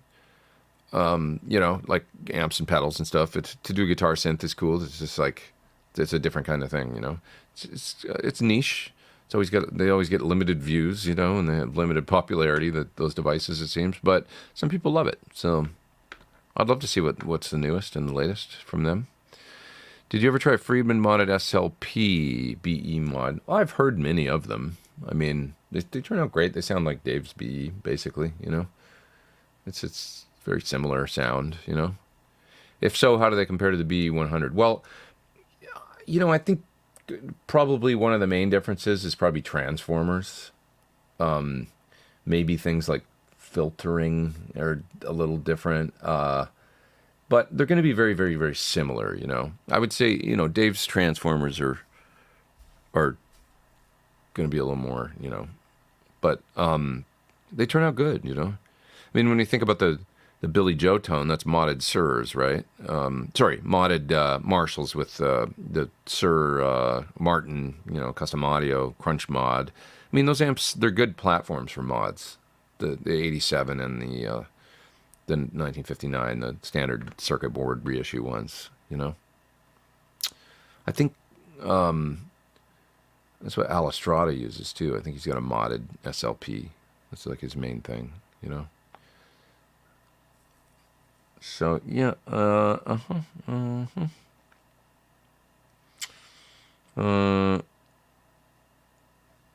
this is interesting. Anyone see Premier Guitar started to put up a video on how Seymour Duncan designed a 3-coil humbucker for Jared James Nichols, and they quickly took it down. Probably Seymour's probably still working on it. They're like, don't put that up, you know, not till it's out. Could be. All right, what else are you guys talking about? I think I'm pretty far back in the chat. I got super chats here, so I'm going to move down pretty quick. Regarding the mixer and EVH wet, dry, wet scenario, you just went over, can you use powered FR cabs rather than power amp and traditional? Yeah, you could. But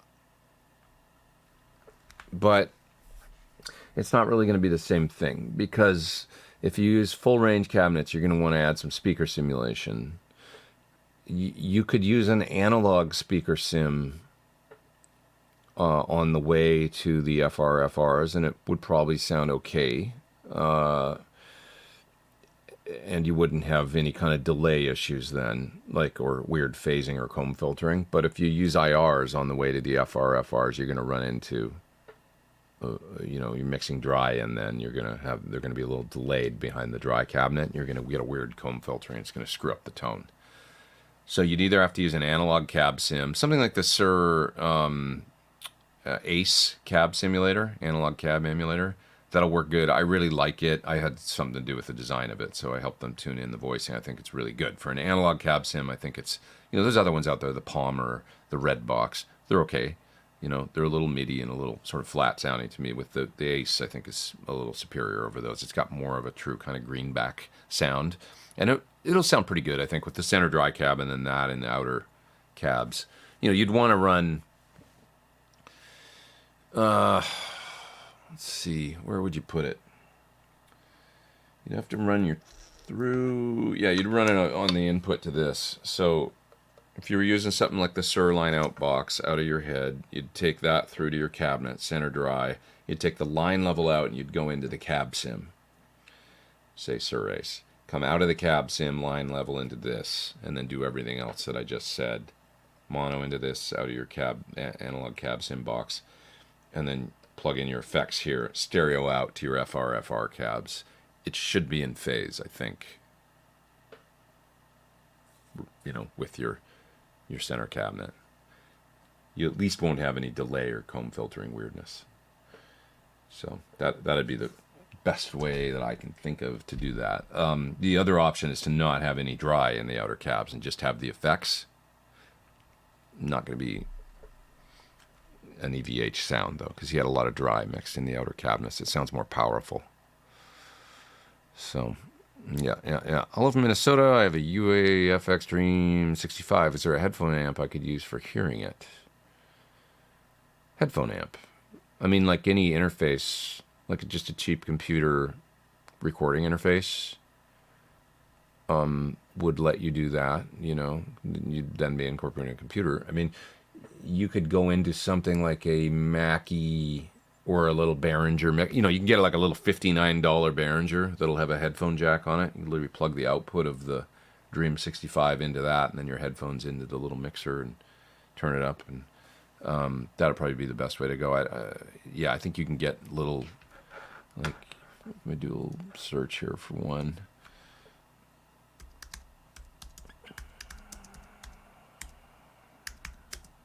Let me see. I know there's one you can get for really cheap. Yeah. Oh, I see 89. And then there's some used ones here. There's a little Harbinger LV7 7-channel mixer, $69.99, a guitar center. Behringer Euro Rack. I think some of these are used. $69.99. Super. Here's one. Behringer mixer. Xenix Q102 USB unpowered mixer. What does that mean? $59.99. There's multiple used ones. Here's one, the Xenix 1002 FX. It's $50 used. So buy something like that, and away you go. What else we got here? What else? Are you good enough to play Guns N' Roses songs? Is that some sort of reference to you know who and you know what and everything that happened? Emailing Landau back and forth about an amp John built him. Cool. What kind of scotch do I need to buy John before I ask him to build me one? Says Rob. You gotta ask John. I don't know what it is. Could be anything. I know Mike was asking me recently about the SL67 and how I dug him and stuff, and I said I like him very much. I love Mike. Mike's the greatest guitar player.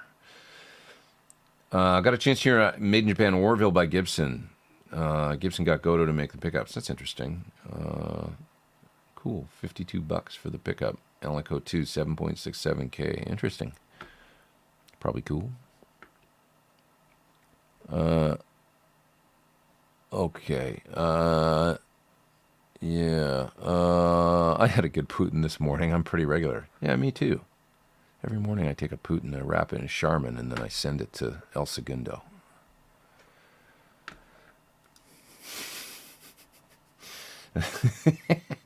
Are you coming to Guitar Summit in Mannheim? I don't think I am this year. I wish I could, man. When When are your next time in Germany? I miss Guitar Summit. I'd love to go this year. I'm going to try and go next year. I've gone every year that they've done it for a number of years now, but I don't think it's happening this year for me. So, but hopefully soon. Hopefully soon. Again, next year. Yeah. And I'll have a reason next year to, hopefully, because we'll have our amp by then, I think. And I got to develop a new clinic, kind of maybe based around the amp. And, yeah. Get back into clinics next year, I hope. Yeah, and when that amp comes out, I'll be hitting it hard with that, I think. Paul says, if you could go back in time and you could only have one of your signature guitars, which one would you pick?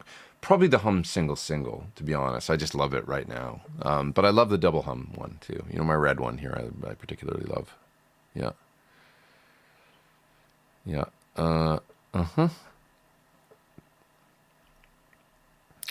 John there with a super chat. I've gone wet, dry, wet with the EVH, SDE, and H90 with the Sirline outbox parallelizer.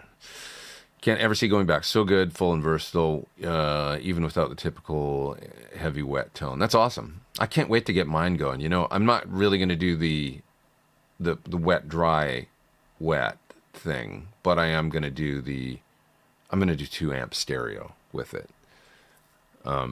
Just because it's wet, dry, wet, so it's going to be a little too much for me practically on the road and stuff, but 2 amps I think is good, you know. So yeah, pretty soon I'm gonna change my pedal board up with the parallelizer. I'm gonna take the timeline off. I'm gonna put the SDE 3000 on there and H90 SDE 3000. That'll be what I do with the parallelizer, 2 amps in stereo. Yeah. This is nice to hear. Picked up another used Sir Classic Antique.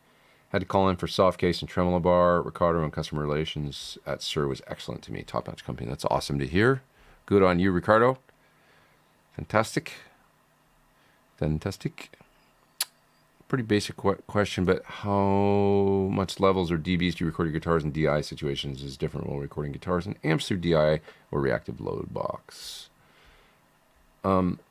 So do you mean like DI, like just a DI signal into the computer?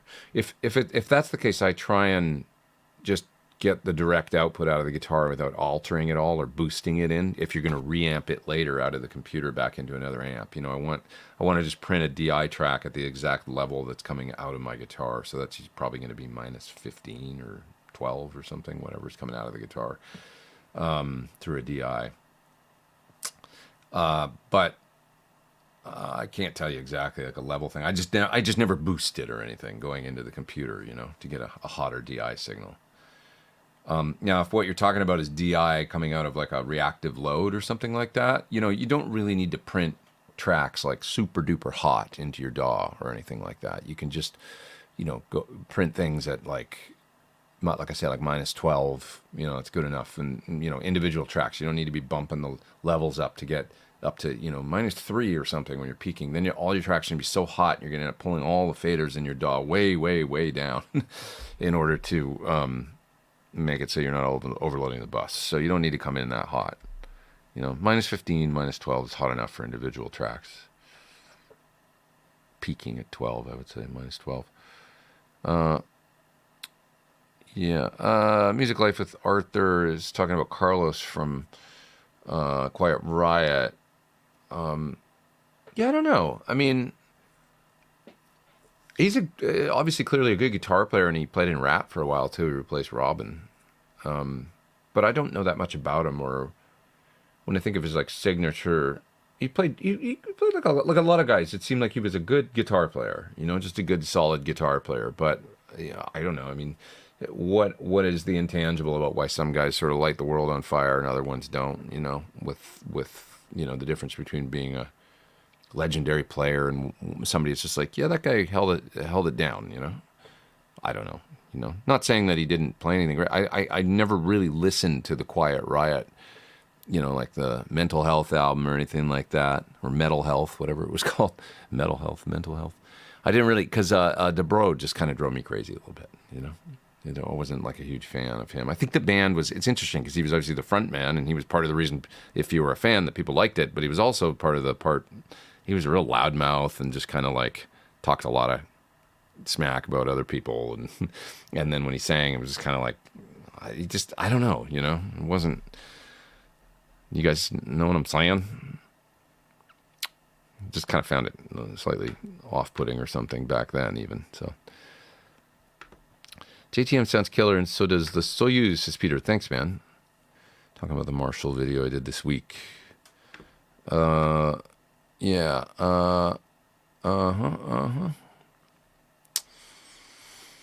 Okay, just want to say thank you for all the Van EVH tone video work. Answered a lot of my questions. Thanks, man. Yeah, I'm a total geek about it. I love it. So it's just fun, you know, for me. I appreciate it. Okay. Used to play Raymond says, used to play Randy's 74 Les Paul Custom through Cavazzo's Marshall. Dubrow ended up with the 74 and let Carlos and his tech, a.k.a. me, play it. Sound nothing like Randy's tone without the pedals. Well, when I heard the pedals, like when I turned the pedals on and hooked them up, like that Guitar World article, it was major what he was doing with the pedals, you know? It was like so much that was going on with the pedals to get that sound, you know? So, yeah, I could see how it wouldn't sound anything like, you know, without the EQ in particular was just like massively altering the tone. What's your Les Paul standard in the background? Can we see it? Where? I don't actually see it. Oh, are you talking about that guy back there? That's my Yaren. That's my good old Yaren. Don't tell Gibson. I've had this guitar over 10 years now. That's crazy. But yeah, it's just a... it's that. I don't think I'm supposed to talk about it. I get in trouble. It's cool, man. It's a good one. Every time I pick it up and play it, I'm like, ooh, I missed you. It's got such a nice neck on it, this guitar. Like kind of a... It's not a V, really, but it's just with the perfect amount of shoulder removed, you know? The way that he does the necks. It's good stuff. Thank you for the super chat as well. I appreciate that. Yeah. I'm so far behind in the chat here, so I'm trying to move down. Just trying to get through it all. Earl says, enjoyed watching the sound checks. Those are the, you know, when I did Sunday Live last few weeks. Was curious about how multiple Wi-Fi cordless instrument connections work on stage. Well, that's a great question. Generally speaking, it's not a problem for modern wireless, and you've also got to consider all the in-ear monitors that everybody's using. So generally speaking, there'll be a lot of Wi-Fi going on, or wireless, you know, with both in-ear monitoring and instruments. Although I was the only guy, not in Five for Fighting, because I'm the only one using a wireless up there. But,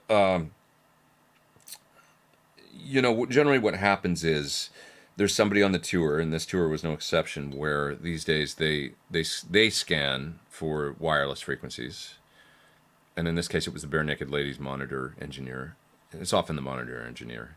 They'll scan for all the wireless frequencies available that day. They'll come up with a whole list of good frequencies, clear. They seem like, you know, they do a scanner with some sort of scanner. And it tells you 561.34 is good. So then they write that down, and then they'll go over to your wireless system, and they'll input manually that exact frequency as one of your frequencies. They do that for every single person with in-ears, including a backup. So you always got to have a backup for everybody. And they'll do it for everybody that's got a guitar or bass or whatever on wireless. And so that's obviously a bit time consuming, but they just do it every day. And then you got all your clear frequencies, and in theory, you're good. So most people, if you're playing bar gigs or stuff like that, you know, smaller stuff, you're not going to do that. You're just going to find a clear frequency, and you're going to set your wireless, right? But they don't like that, because they want to know that everybody's... Like, what if you did that, right, on a big gig, and then it's just like one of the people that they'd assigned that frequency or a very close frequency to didn't have, say, their in-ear pack on right then, or their instrument on, you know, and then all of a sudden they turn theirs on, and all of a sudden, you know, it used to be like the bass is coming out of the guitar amp all of a sudden, or it could be, you know, interfering with the in-ears and stuff. So that's the reason why, if they scan for all the frequencies and they assign them all every day to each player and each person with in-ears, everybody's got their defined frequencies and there's enough space in between them to keep them all clean and stuff, they know that everything is cool, you know? They don't like the random, I'm just going to go for it and do it myself approach, because you might step on someone else's frequency then on the gig. Ah, delicious.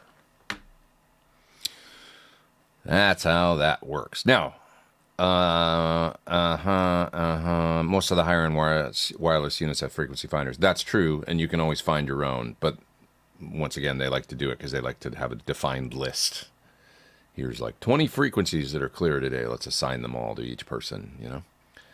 And you'll always get a backup in case yours is dirty or something, you know, which happens. You know, sometimes they get, you know, I've had to look. I'll look over at my wireless during a show and I'll see there's some like crosstalk or little interference or whatever. The RF meter's going up a little higher than I like it to go, and then I got to go to our monitor. This is classic rock show I'm thinking about. I got to go to Andy, our monitor guy. I don't like what I'm seeing on channel 1 on my wireless right now, and he'll go and during the show he'll actually change it, like in between songs, fix it up for me. Yeah. Now most sort of pedalboard or, you know, consumer sort of more friendly wireless that's not total pro level, like the Shure GLX-D, for example, it's in the 2 point whatever cell phone band as well as the 5.8 or 5 point something band. So they work in a different frequency range. So technically, if I was to use that on the gig, they probably wouldn't care, because it's all the frequencies most all the in-ears, and the pro kind of stuff is way down in the 600 megahertz, you know, I think range, 400. This is up in 2 point whatever, 5 point, you know. So those wirelesses will work outside of, but you're dealing with it's scanning, trying to find a clean channel, and, you know, what happens if the whole crowd comes in and they're all on cell phones, or, you know, because it's like cell phone kind of frequencies. So it's just a little, you know, that's why they don't recommend, you know, Shure and Sir. Sure, don't recommend that you necessarily, like, we can't guarantee that you're going to be able to use these in big touring concert situations. You can use them in clubs and use them in, you know, more situations like that. But when you bring thousands of people in a room, maybe not. But I hear people doing it and they don't have any problems. So the Shure GLX-D Plus seems to work really well for people, evidently, from what I've heard. If you could only have one of your signature guitars, which one would you pick? Once again, yeah, I would do my this guy, I think, at this point, because I've just been using them for everything, you know. This one and the red one. My red one's still coming back from tour, so I've been playing this one. I love this one. This one, because it was the first proto, it doesn't have a back plate on it. We just didn't put one on, but I like it. I don't think I will put one on. If you get one, it'll have a back plate with the matching, like the pick guard.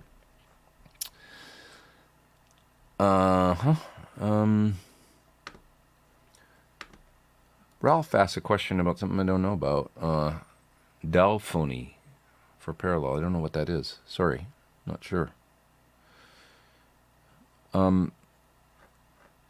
Here's another wet, dry, wet question. Would it be possible to create a simple wet, dry, wet live rig by using 1 amp with a Boss TAE, run the IR out into SDE, and send the outs to front of house?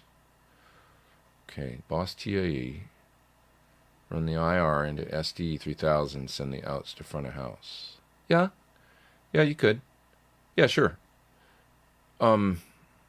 Yes, you could actually just take the IR out. That's kind of how I did the video for I used the reactive load, but, you know, if you take the speaker simulated output straight into the SDE mono input, and then take the 3 outputs, you could then split to, you know, direct and the left and right affected 3 outs, all straight to front of house. And you don't need any cabinet at that point. That's true. You could also just take the stereo outs, and that sounds good too, you know? Yeah. There's Michael with a super chat. Please forgive me if this has been covered. No question is a bad one here, my friend. No worries. Can you give us a rundown on your recording setup? Where are the cabs, how you mix them, favorite plugins, Logic versus Pro Tools? Well, just quickly, I've always used Logic. Nothing wrong with Pro Tools. I think they're all good these days, but I just grew up on Logic, so I just stuck with it, not for any other reason than that. It's got a great suite of plugins included, so I always liked that about it. And it seemed to run back in the day, 20 years ago. It was much more efficient for a native platform, and when computers weren't so powerful, it was like I could do more. I could get 20 tracks going in Logic with some plugins and stuff, and it would be fine on my laptop. Whereas with Pro Tools, the earliest M-Box I got, remember the M-Box? On my laptop, I'd get about 10 or 12 tracks going, and all of a sudden I was out of juice. A couple 1176s and a couple plugins. I couldn't seem to get anything more out of it. Somebody told me Logic was a much more efficient program. It was written for native, and it was like you're going to be able to do a lot more with it. So I got it, and sure enough, I liked it. I just migrated to that right away. That doesn't really, I don't think that's a factor anymore. Pro Tools is, computers are exponentially more powerful now, and Pro Tools would be just fine. But that's why I did it originally. So I still use Logic. Where are the cabs? My cabinet's in the other room. You can see sort of briefly a photo or a little video of, for example, the Marshall there. The reason why I didn't have the cab in here, well, I was cutting the parts because the cab's in the other room. I had mic'd up in the other room. So it's between two walls from here and two closed doors, and it's very isolated. I can't hear it in here even when I'm playing them loud in the other room. So yeah, isolated cab. Favorite plugins. I love a lot of the UA stuff. I use a lot of just the Logic stock stuff. I use the PT100 from Brainworks, and now Membrini helped design it. Brainworks, it's available native now, so it's great. Greg Wells, Mixcentric is an awesome plugin that I love. I use the UA stereo limiter a lot. I use the Brainworks Master Desk a lot. That's a great one for doing some simple mastering kind of stuff and pumping up the level and simple EQ. What else? What else do I love? I love a good, like the B15 plugin for bass. If I'm doing warm, earthy bass, is awesome from Brainworks and from UA. I also like the standard SVT3 Pro or whatever it's called a lot. I think I like that more than the SVT Classic plugin for bass. And I tend to use a lot of like either Distressor or LA2A, sometimes 1176, when I'm recording bass. There's some plugins. I use Steven Slate plugins still. Uses, virtual mix rack. Just, it runs efficiently and it works quite well for doing quick stuff in Logic. Yeah. Hopefully that helps a little bit. Go-to mics. Well, I've just got this 1973 from Soyuz that I love. I've got a Slate M1 modeling mic over there that I use in here. Large diaphragm. Other than that, 57. I use 57 a lot. 4050 I've used for years as well. I think the Soyuz is starting to edge out the 4050 as my favorite large diaphragm on guitars, though. Large diaphragm condenser. Yeah. JJ says, if you do any clinics in UK, you got to hop across water to Ireland. I'd love to. Now that we have a SUR dealer. Okay, good to know. I'll keep that in mind. And because like I say, I want to get the amp done and then hopefully hook up some clinics with them for next year. That's my hope anyway. And I got an idea for clinics about tone, like basically, because you see how many questions here, wet, dry, wet, and these kinds of things. It's just like I want to come up with a piece of music that features a lot of really cool guitar sounds. This is as yet unwritten, but I want to develop something that got some unique, and radically different sounds going from different tones to different tones. And then I want to break it down in a clinic and call the clinic something like inspired by the tone or something, because that's a lot of what I do in here is like guitar sounds, pedals, so we can get inspired and then write a piece of music. So I want to kind of do that, but do it live and then talk about the individual sounds, maybe 7 different tones or something within a song or 6 or something, and talk about the things like stereo, wet, dry, wet, stereo delays, or how, you're asking questions about pitch plus SD 3000, break all that down, and also combine it with the, hopefully, new amp, and just do a really cool tone clinic and how tone inspires playing and parts. That's my plan for next year. Yeah. Okay. What else? What else? Let's see. It's 1:35. I'm going to keep going for another 20 minutes or so, I think. Uh-huh. What else? What else? Just looking through the questions here. Random Rush question. I always like Rush questions. Do you have a good take on the chemistry solo? I like that solo. Isn't chemistry on Signals? I'm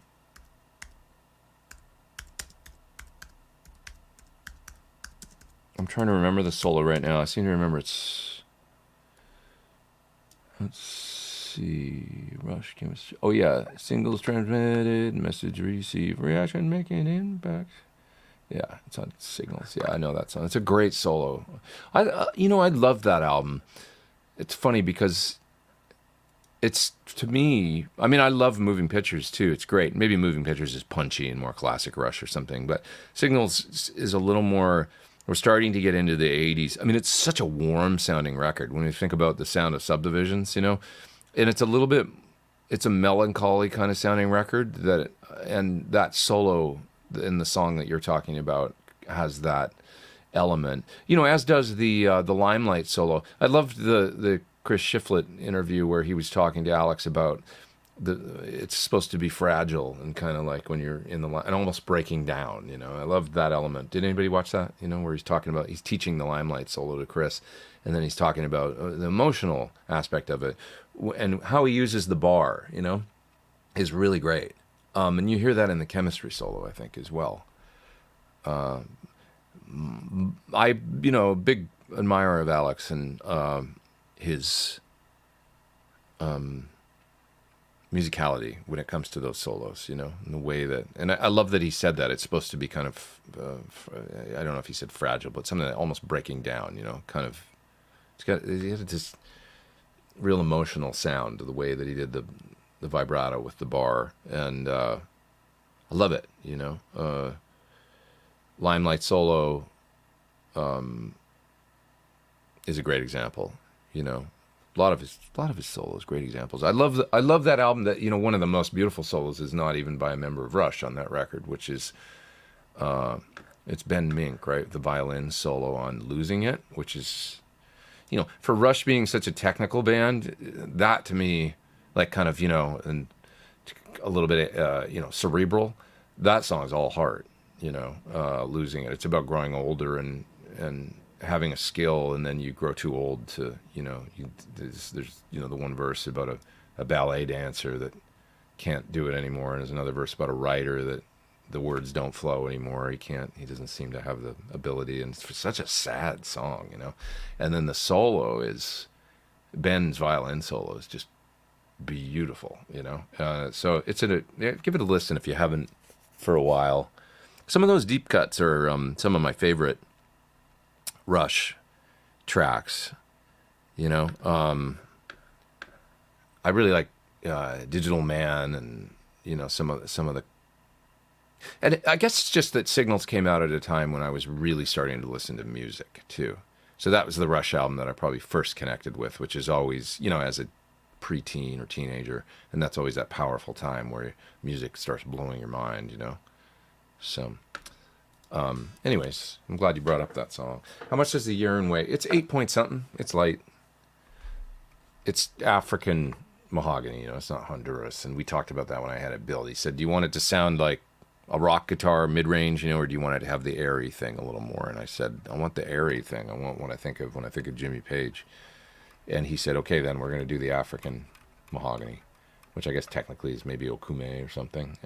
But he's convinced that Gibson used it back then on guitars because Gil told me that he'd seen purchase orders from signed by Ted McCarty, who was the president of Gibson, for large quantities of African mahogany. And those orders were in the 50s, signed by McCarty. So he's like, they totally used African mahogany. I found that really interesting. That's just coming from, that's his word. But yeah, I find that interesting. Yep. People always talk about, for those that don't the mahogany lore or whatever. It's getting pretty geeky, but Honduras mahogany as being like the good stuff, But he seems to think they use that as well as the stuff from Africa in the 50s.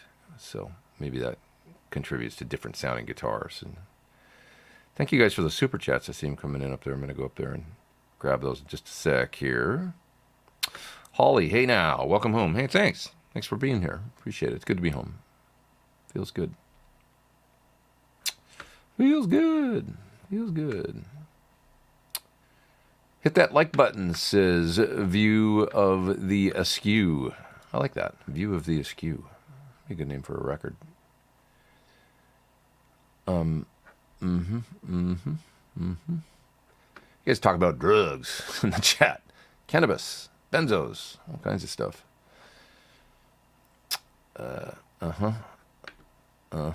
And you're talking about gear. Beer. Gear and beer. I love anything John Sykes does. Me too, man. I like John. Talk about a guy that had some salt in his playing. Cool. I like John. I think there's a trend to do two guitars with very different tones together, and super cool to arrange in different fingerings or inversions. Well, it's always been kind of a thing, and I think it's a good approach, like to blend different guitars, and as opposed to the wall of one sound thing coming at you. It's cool having different sounds. And you can hear, that in Zeppelin. DI sounds that are fuzzed out or whatever, blended with, amp tones, blended with whatever, acoustic, and, a lot of different sounds. And I like that. So, yeah. So, yeah, Chris Shiflett interview and solo talk was great with Alex. Agreed. Yeah, really great. Couldn't get past Geddy Lee's voice. It's part of the thing to me. I mean, it was always like that. And on a song like Losing It, it's really nice, his voice, actually, I find, I mean, I can imagine Rush being any different. Geddy's voice is part of the whole deal, They're one of the most unique sounding bands ever, It's like, it's not going to be for everybody, but I'm sure they're fine with that, So, I miss Rush, It's a part of my youth. Just got to, I loved Rush. Yeah. See, this is My Knees Hurt says Moving Pictures is the last album I liked. That's sort of like, I've talked to some people that they're just a little bit older than me, and that was the one they really bonded with. And then Signals, more keyboards and stuff, they didn't connect. But for me, growing up during Signals and Grace Under Pressure, it's just my age, those were the albums that I sort of heard the most. And they had a different sound, a very polished kind of in keyboards, and it was a little less, but I liked it, and I admired that they did different things, Yeah, Andy Rackler says, you said it, Signal's amazing. It really is. I mean, I think it's a great record, and Losing It is one of my favorite Rush songs, so, and it's on there. Yeah, Analog Kid, Digital Man, those are cool songs. Yeah.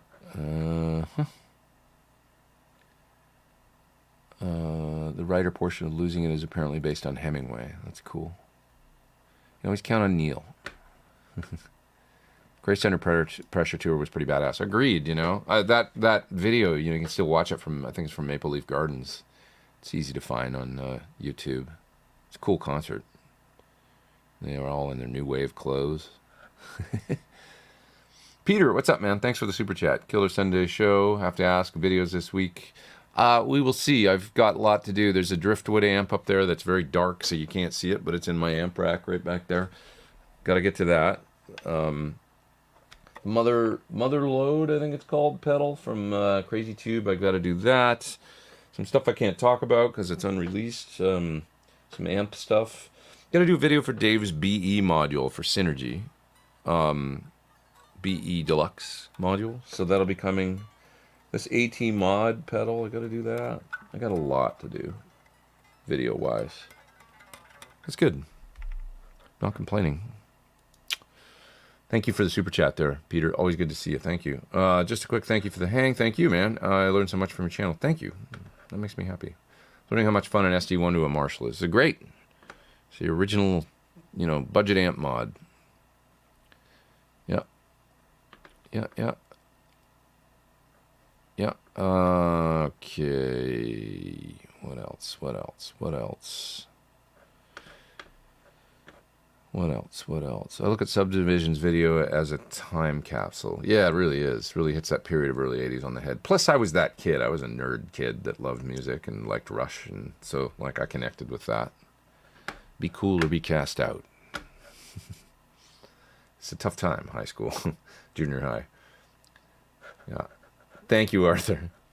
Appreciate that, man. Thanks for the super chat. Fave FR cabs. I like this little Bose I've got right now. The Atomics were always great sounding to me. Favorite, probably, that I've heard is probably the Atomic. Don't even know if they still make them, to be honest. But the Atomic Wedge was, it just sounded, it's got this huge sweet spot with the way they did the coax kind of driver and everything, just massive sweet spot, and it sounded flat as a studio monitor to me. It was just really pure sounding, not hyped, really powerful, nice features, not cheap. I think they're about $1,000 each or something, but it was killer. So Glenn says Rush is the highest level of originality in art. Yeah, they didn't give, you know, two shits or whatever. They just did what they wanted to do. You know, they did exactly what they wanted to do. They were about as punk rock as it gets. That was my speech that I used to do with Classic Rock Show when we played Rush. I said, you know, they came out with at a time when the label told them they needed hits or they were going to drop them. They did 2112, which is totally punk rock. We're going to live and die on our own terms. We'd rather crash and burn doing something that we believe in. That's, you know, they could all been working at mid-level management at AutoZone right now. Nothing wrong with that, but you know what I mean? They just went for it, you know, and you got to admire that, you know. For the coffee fun, says Cosmic Dude. Thank you. £5, I appreciate that, my friend. You're too kind. Losing it just takes me away. Ben sounds like he's playing something directed by Alex. Yeah, like there was definitely a discussion, right, about, or either that or he listened to the track and just got it, you know, what it was about. And, you know, he's a great musician. He used to play with Katie Lang and stuff too, I think.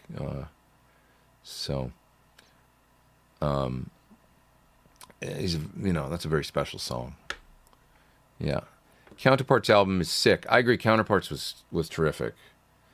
That was kind of a bit of a, you know, return to form or something. It was a little more raw. I remember they went back to, you know, a little less keys and a little less chorus, right? Or no chorus. Maybe it was like drier guitars. And, I mean, I love the 80s stuff too. I like Roll the Bones. That's a great track. That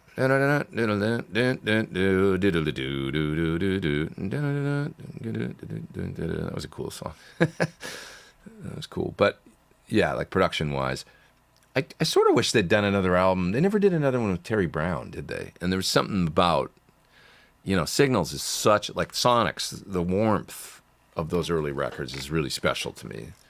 And that was something that they never quite did again.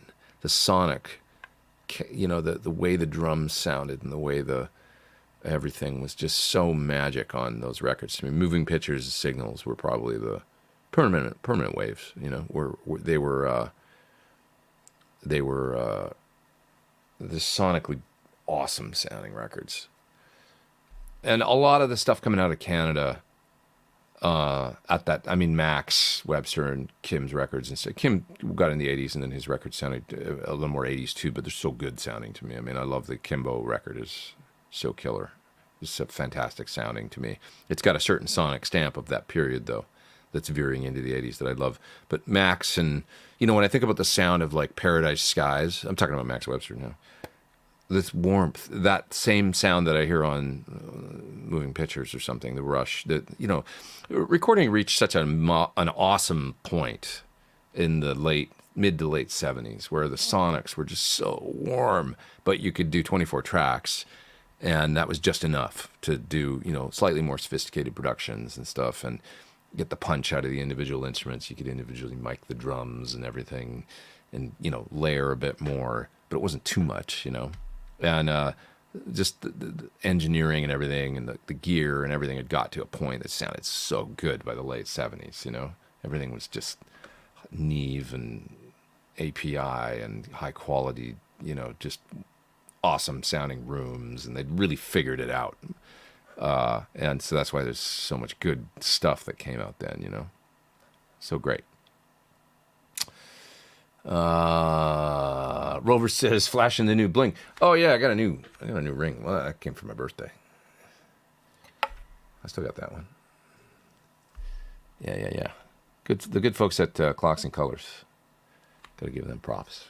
Clocks and Colors does awesome jewelry. Power Windows is their best album. That's a bold statement. I like Power Windows. Big money. It's just a different sound, That's definitely full 80s with the, it's a little more solid state guitars and, the GK coming into the picture, and I think Alex, the signature guitars and stuff, right? Didn't he talk about that? How he didn't like those guitars, but he felt like he needed them to cut through the keyboards and stuff. I've told the story before, but I had second row floor seats for the Power Windows tour, and they canceled the show because of weather. And I got all the way to the arena, and there was a sign on the door that said show's canceled tonight, and I was devastated. It was like probably the best seats I ever would have had for any show at my hometown arena, the Northlands Coliseum, and it never ended up happening. And I didn't see them till a couple years later on the Presto tour. It's the first time I ever saw Rush live. So, yep. Joseph there with a super chat. Thank you, my friend. Enjoyed the live stream. Sound checks. Thank you. I'm sorry it was sonically a little less than desired, but yeah. Thanks for showing us the behind the scenes. Glad you're back home. Thank you, man. I really appreciate it. I'm glad I'm here too, and they were fun to do. And next time I'll figure out how to do it even better. That little Shure mic I have now Shure makes a great mic called an M88 Plus or something that's works really well, and I never got the chance to really use that for the sound checks, but I'll try it again. Petrucci IR demo. Yes, I believe so. I think I'm doing that. That's another one that I've got to do. Sort of abandoned Rush around Counterparts, missed Test for Echo, then picked up again when the reconvened for Vapor Trails, was loyal again thereafter. That's awesome. Yeah, everybody goes through little breaks, I went through breaks like that with Rush and Van Halen and everybody. Where you just get into other things, and then you go, and now now it's just for me, it's all part of my youth and an important part, when I listen back to it, I realized it shaped how I hear music and what I like, I want your silver HSS. Please, they're out there now. There's actually a few videos of guys playing them out there. They're getting out there in the world. So the silver ones are the first ones that actually people were getting. So, yep. My buddy Max Bernstein plays with Taylor Swift. He just got one. So, hoping to see it on the road on that little club tour that he's on with her. Yeah. Do you already use TC Electronic JTM 45? Is that a pedal? JMS 45? I haven't tried that one. I know they came out with some amp pedals recently, but I haven't heard it yet. Yeah.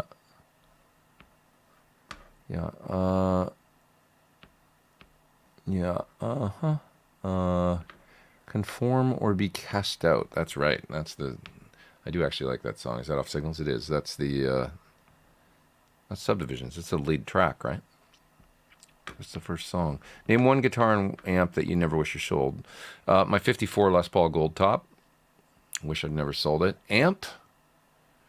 I guess maybe my Mesa Caliber 50. I had an early Caliber 50 that was one of the they were sort of unreliable. It had EL84s and they ran real hot. And I didn't know. It was like, oh, they red plated. Oh, and I got rid of it and got a rack set up instead, which was probably dumb. Probably should have just kept that Caliber 50 and found some new old stock, better EL84s and stuck with it, because I remember it sounding really good. I liked the sound. It was a simple boogie with just a clean and dirty channel. And the early Caliber, not the Caliber 50 Plus with 6L6s. It was the original Caliber 50 that they only made for like a year. Picked up an Ampete 88S. How do you run yours regarding load devices? Just run one of the speaker outputs into a load. Have a Fryat PS100. Does the Ampete provide a load for my other heads? Well, when you switch out of, like, from one to the other, you can leave all your amps on. It's got a simple load that'll handle not signal coming from the amp, like guitar playing signal, but just the idle noise. Yes, you're protected with the Ampete. So it's taking that just hiss that's coming out of your amplifier head and loading that down. And when he's thought about all that, like the safety of the amps when you're switching, say 3 heads into one output. Well, the 2 heads you're not using are protected. I've never had an issue. So just run the Fryat off one of the speaker outputs and, select that speaker output when you want to use it, and then select the head you want to use, and you're good. Thank you for the super chat. Appreciate that. Great demo of the new JTM Marshall. How does it compare to the Friedman Dirty Shirley, Mini, and Little Sister? I would say it's pretty different because we're talking about an amp with another gain stage in them, no matter what. So not nearly as dirty. Way more clean JTM. Dirty Shirley is going to be tighter, gainier. Some similarities. They're both in the Marshall camp, but there's no bright cap on a Friedman. There's just a small bright cap on the Marshall. But similar in some ways, but largely kind of different. A little more gainy, a little more modern on the Friedmans, but still a cool kind of. The Dirty Shirley and the Little Sister are his kind of like modern version of, with a slightly JTM 45 back end, but more like an 800 front end. Yeah. Neil Peart was an author as well. He was. I've read 3 of his books, actually, and I really enjoyed all 3. The first one was about cycling through Africa. I can't remember. The Masked Rider was called. It was interesting. He talks. There's a story in it about how he caught some sort of disease in Africa. Got it from water or foodborne illness or something like that, and he had a whole ordeal of trying to figure out what it was. And doctors all said he seemed fine, and he was like, "I'm not fine. There's something wrong." And he did his own research. before that was even a thing in the 90s. But no, he literally went through and found out what was wrong with him, and he said, "What could be this?" And doctors tested him for it, and sure enough, he had some crazy, if it was a virus or bacteria or something, and they weren't catching it, and he figured it out on his own. Took Neil Peart to do that, right? But anyways, that was Traveling Music, and it's a good read. It's also quite melancholic because it's before his daughter and his wife passed away. And so you get, he speaks about them when he comes home, how it's good to see them, and it's always great to come home to your family and stuff, and then what happens a few years later. So the next book, and I'm forgetting the title of it now, but it's all about that experience of when his daughter and his wife both passed away within a year of one another. His daughter from a car accident and his wife from cancer. And as he says in the book, she didn't really die from cancer. She died of a broken heart, of course, because, it's very sad, but I mean, it's like devastating. But how he takes off on a motorcycle, the Masked Rider, is that the, I'm forgetting the names of the 2 books now. The first one's about cycling through Africa. You can see there's a picture of a statue of a guy on a sculpture or something of a guy riding a bike on the cover. And then the next one might be called, I think that's the Masked Rider. The next one I'm forgetting the name of. Somebody out there is going to know. You guys have probably read these books, but the book where he details his, motorcycle ride for like a year and a half or 2 years or something, where he just takes off and doesn't do music and doesn't ever know if he'll play drums again, and kind of finds himself again and ends up. I don't want to spoil the whole story, actually. So I mean, you might know it anyway, but it's an amazing read. There's almost nothing about music in it, very little, and a lot about life, and a lot of, for a guy, you read his books, and for a guy that was so private and didn't like doing interviews and meeting people, you really get you feel like you get to know him by reading the books. He's super into bird watching. and knows all. He details, like he'll be in Utah or something and see some bird, and he's fascinated by it, and he tell you all about the bird, and gets on the bike. He's always BMW motorcycles, always rode those. Fascinating book. It's like one of the best books I've probably ever read. Just because it was such a emotional, and the ups and downs of like that, and him finding something comforting in a bird. It's when he's going through what he's going through. It's powerful, man. It's a good book, really good book. And then the next one is called Traveling Music, and that book is all about going on a car trip. He got a brand new BMW Z8, I think it was, and he talks about traveling on a car trip and listening to music. Listening to Linkin Park. He talks about Linkin Park and what he likes about them, and it's really interesting. And a bunch of other stuff too. So there's more about music in that in that book, in the Traveling Music book. He might have written others too that I just haven't read, but those are the three that I checked out. Let's see here. Signals was the last record with Terry Brown, although apparently he and the band were on good terms afterwards. Yeah, I just wish they'd done another one with him. I would love that, because it was such a good sound that they created, such a warm sound. He's obviously a part of that, And they went to Rupert Hine, I think, right? And who was the other producer? Peter Collins? Is that right? Did he do Power Windows? I think that's right. I'm pulling trivia out of my cranium. Let's see here. What else we guys talking? There's a lot of Rush discussion today. I love that. I love that we got into Rush today. Big fan. Top man Peter. Hey, thank you, Andy. Appreciate the super chat there, my friend. Thank you.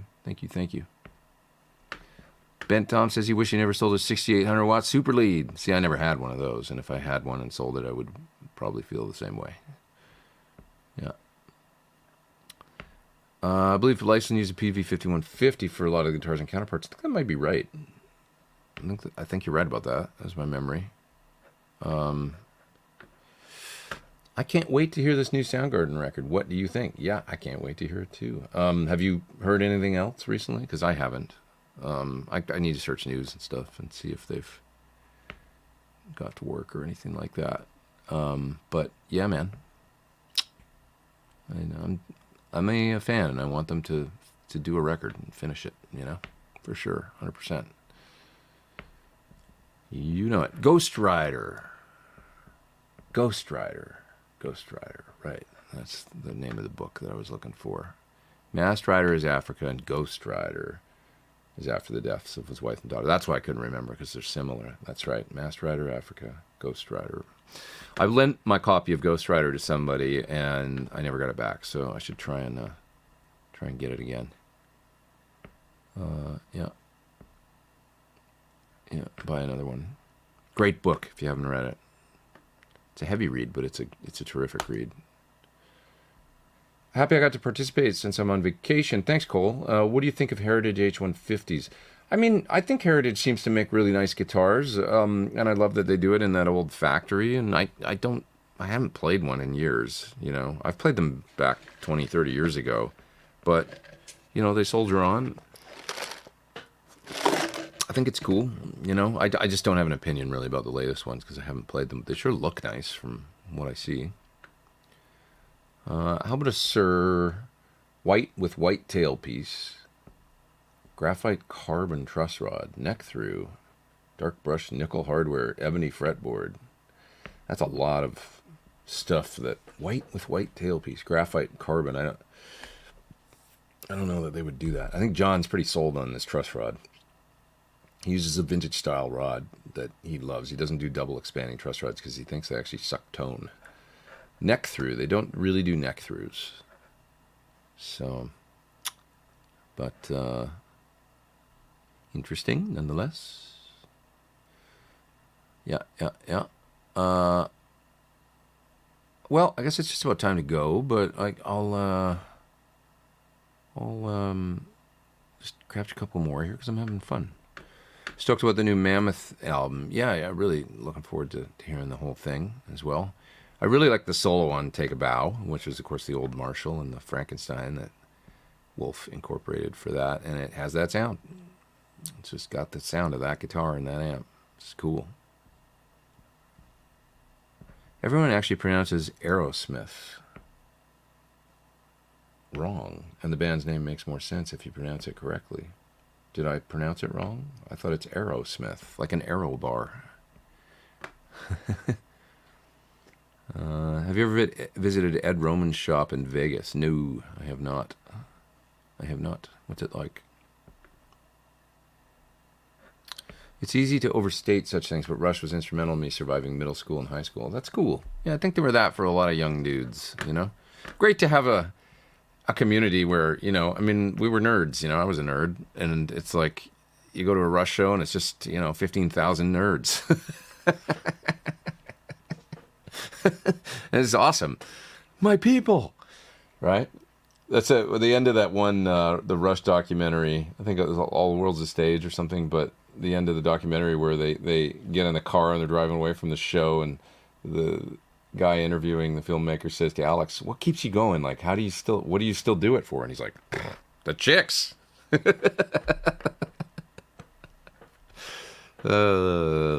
It's funny. He's nothing if not hilarious. I'd love to hang out with that guy someday. I really would. Really would. All right. Somebody. Aerosmith. I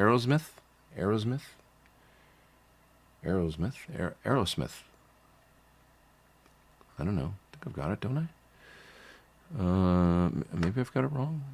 Great show today, says My Knees Hurt. Thanks for being here. Appreciate you. Mammoth played their first show in Lawrence, Kansas at the Bottleneck. I think I've played that place. Amazing show. Yeah, I remember that. When I went to a Rush concert, there's thousands of people air drumming. 100%. They all know all the drum licks. Me included, I guess. We all used to do it. It's the best. Yeah. Life is the most amazing gift ever. 100%. Aerosmith. I think we're all doing it right, aren't we? I don't know. All right. Alex Tone on All the World's a Stage is so fantastically great. No one ever talks about it. Love you, Pete. Thanks for all of it. Hey, thanks, Black Dog. On that, I think I'm going to jet.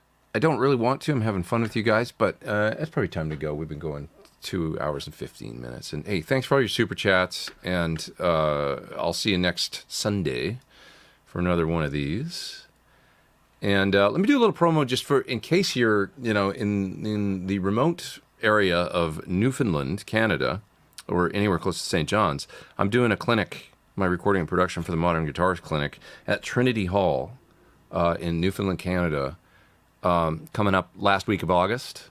I believe I got to double check. Is it the 26th and 27th, I think?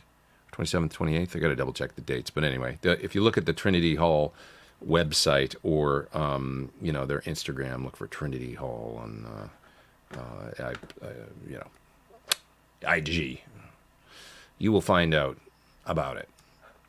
And yeah, I'm going there to do a clinic. So if anybody's up there in Canada, I'll be doing a little bit more promo over the next few weeks and stuff. But I'm looking forward to going up there and doing it. It's going to be a 2-day affair this time. I'm going to do a little bit of a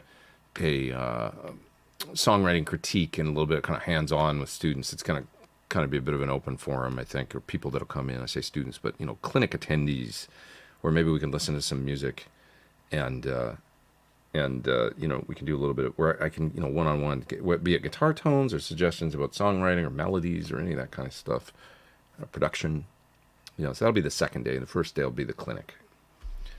Yeah. Yep. Yeah. Oh, Todd says, what? Now I have to check this out. Maybe I can go. I hope so. Yeah, I'll be putting up some more info and stuff soon, but, you know, I think there's tickets available and stuff, so it should be soon. That I post about that this week. I'll put up some stuff about it. All right, I'm gonna go. Take care, everybody. Love you all. Thanks for the super chats. Thanks for the fun times, and have a great week. Be nice to one another. Stay cool. It's hot out there. Take care. See you next Sunday.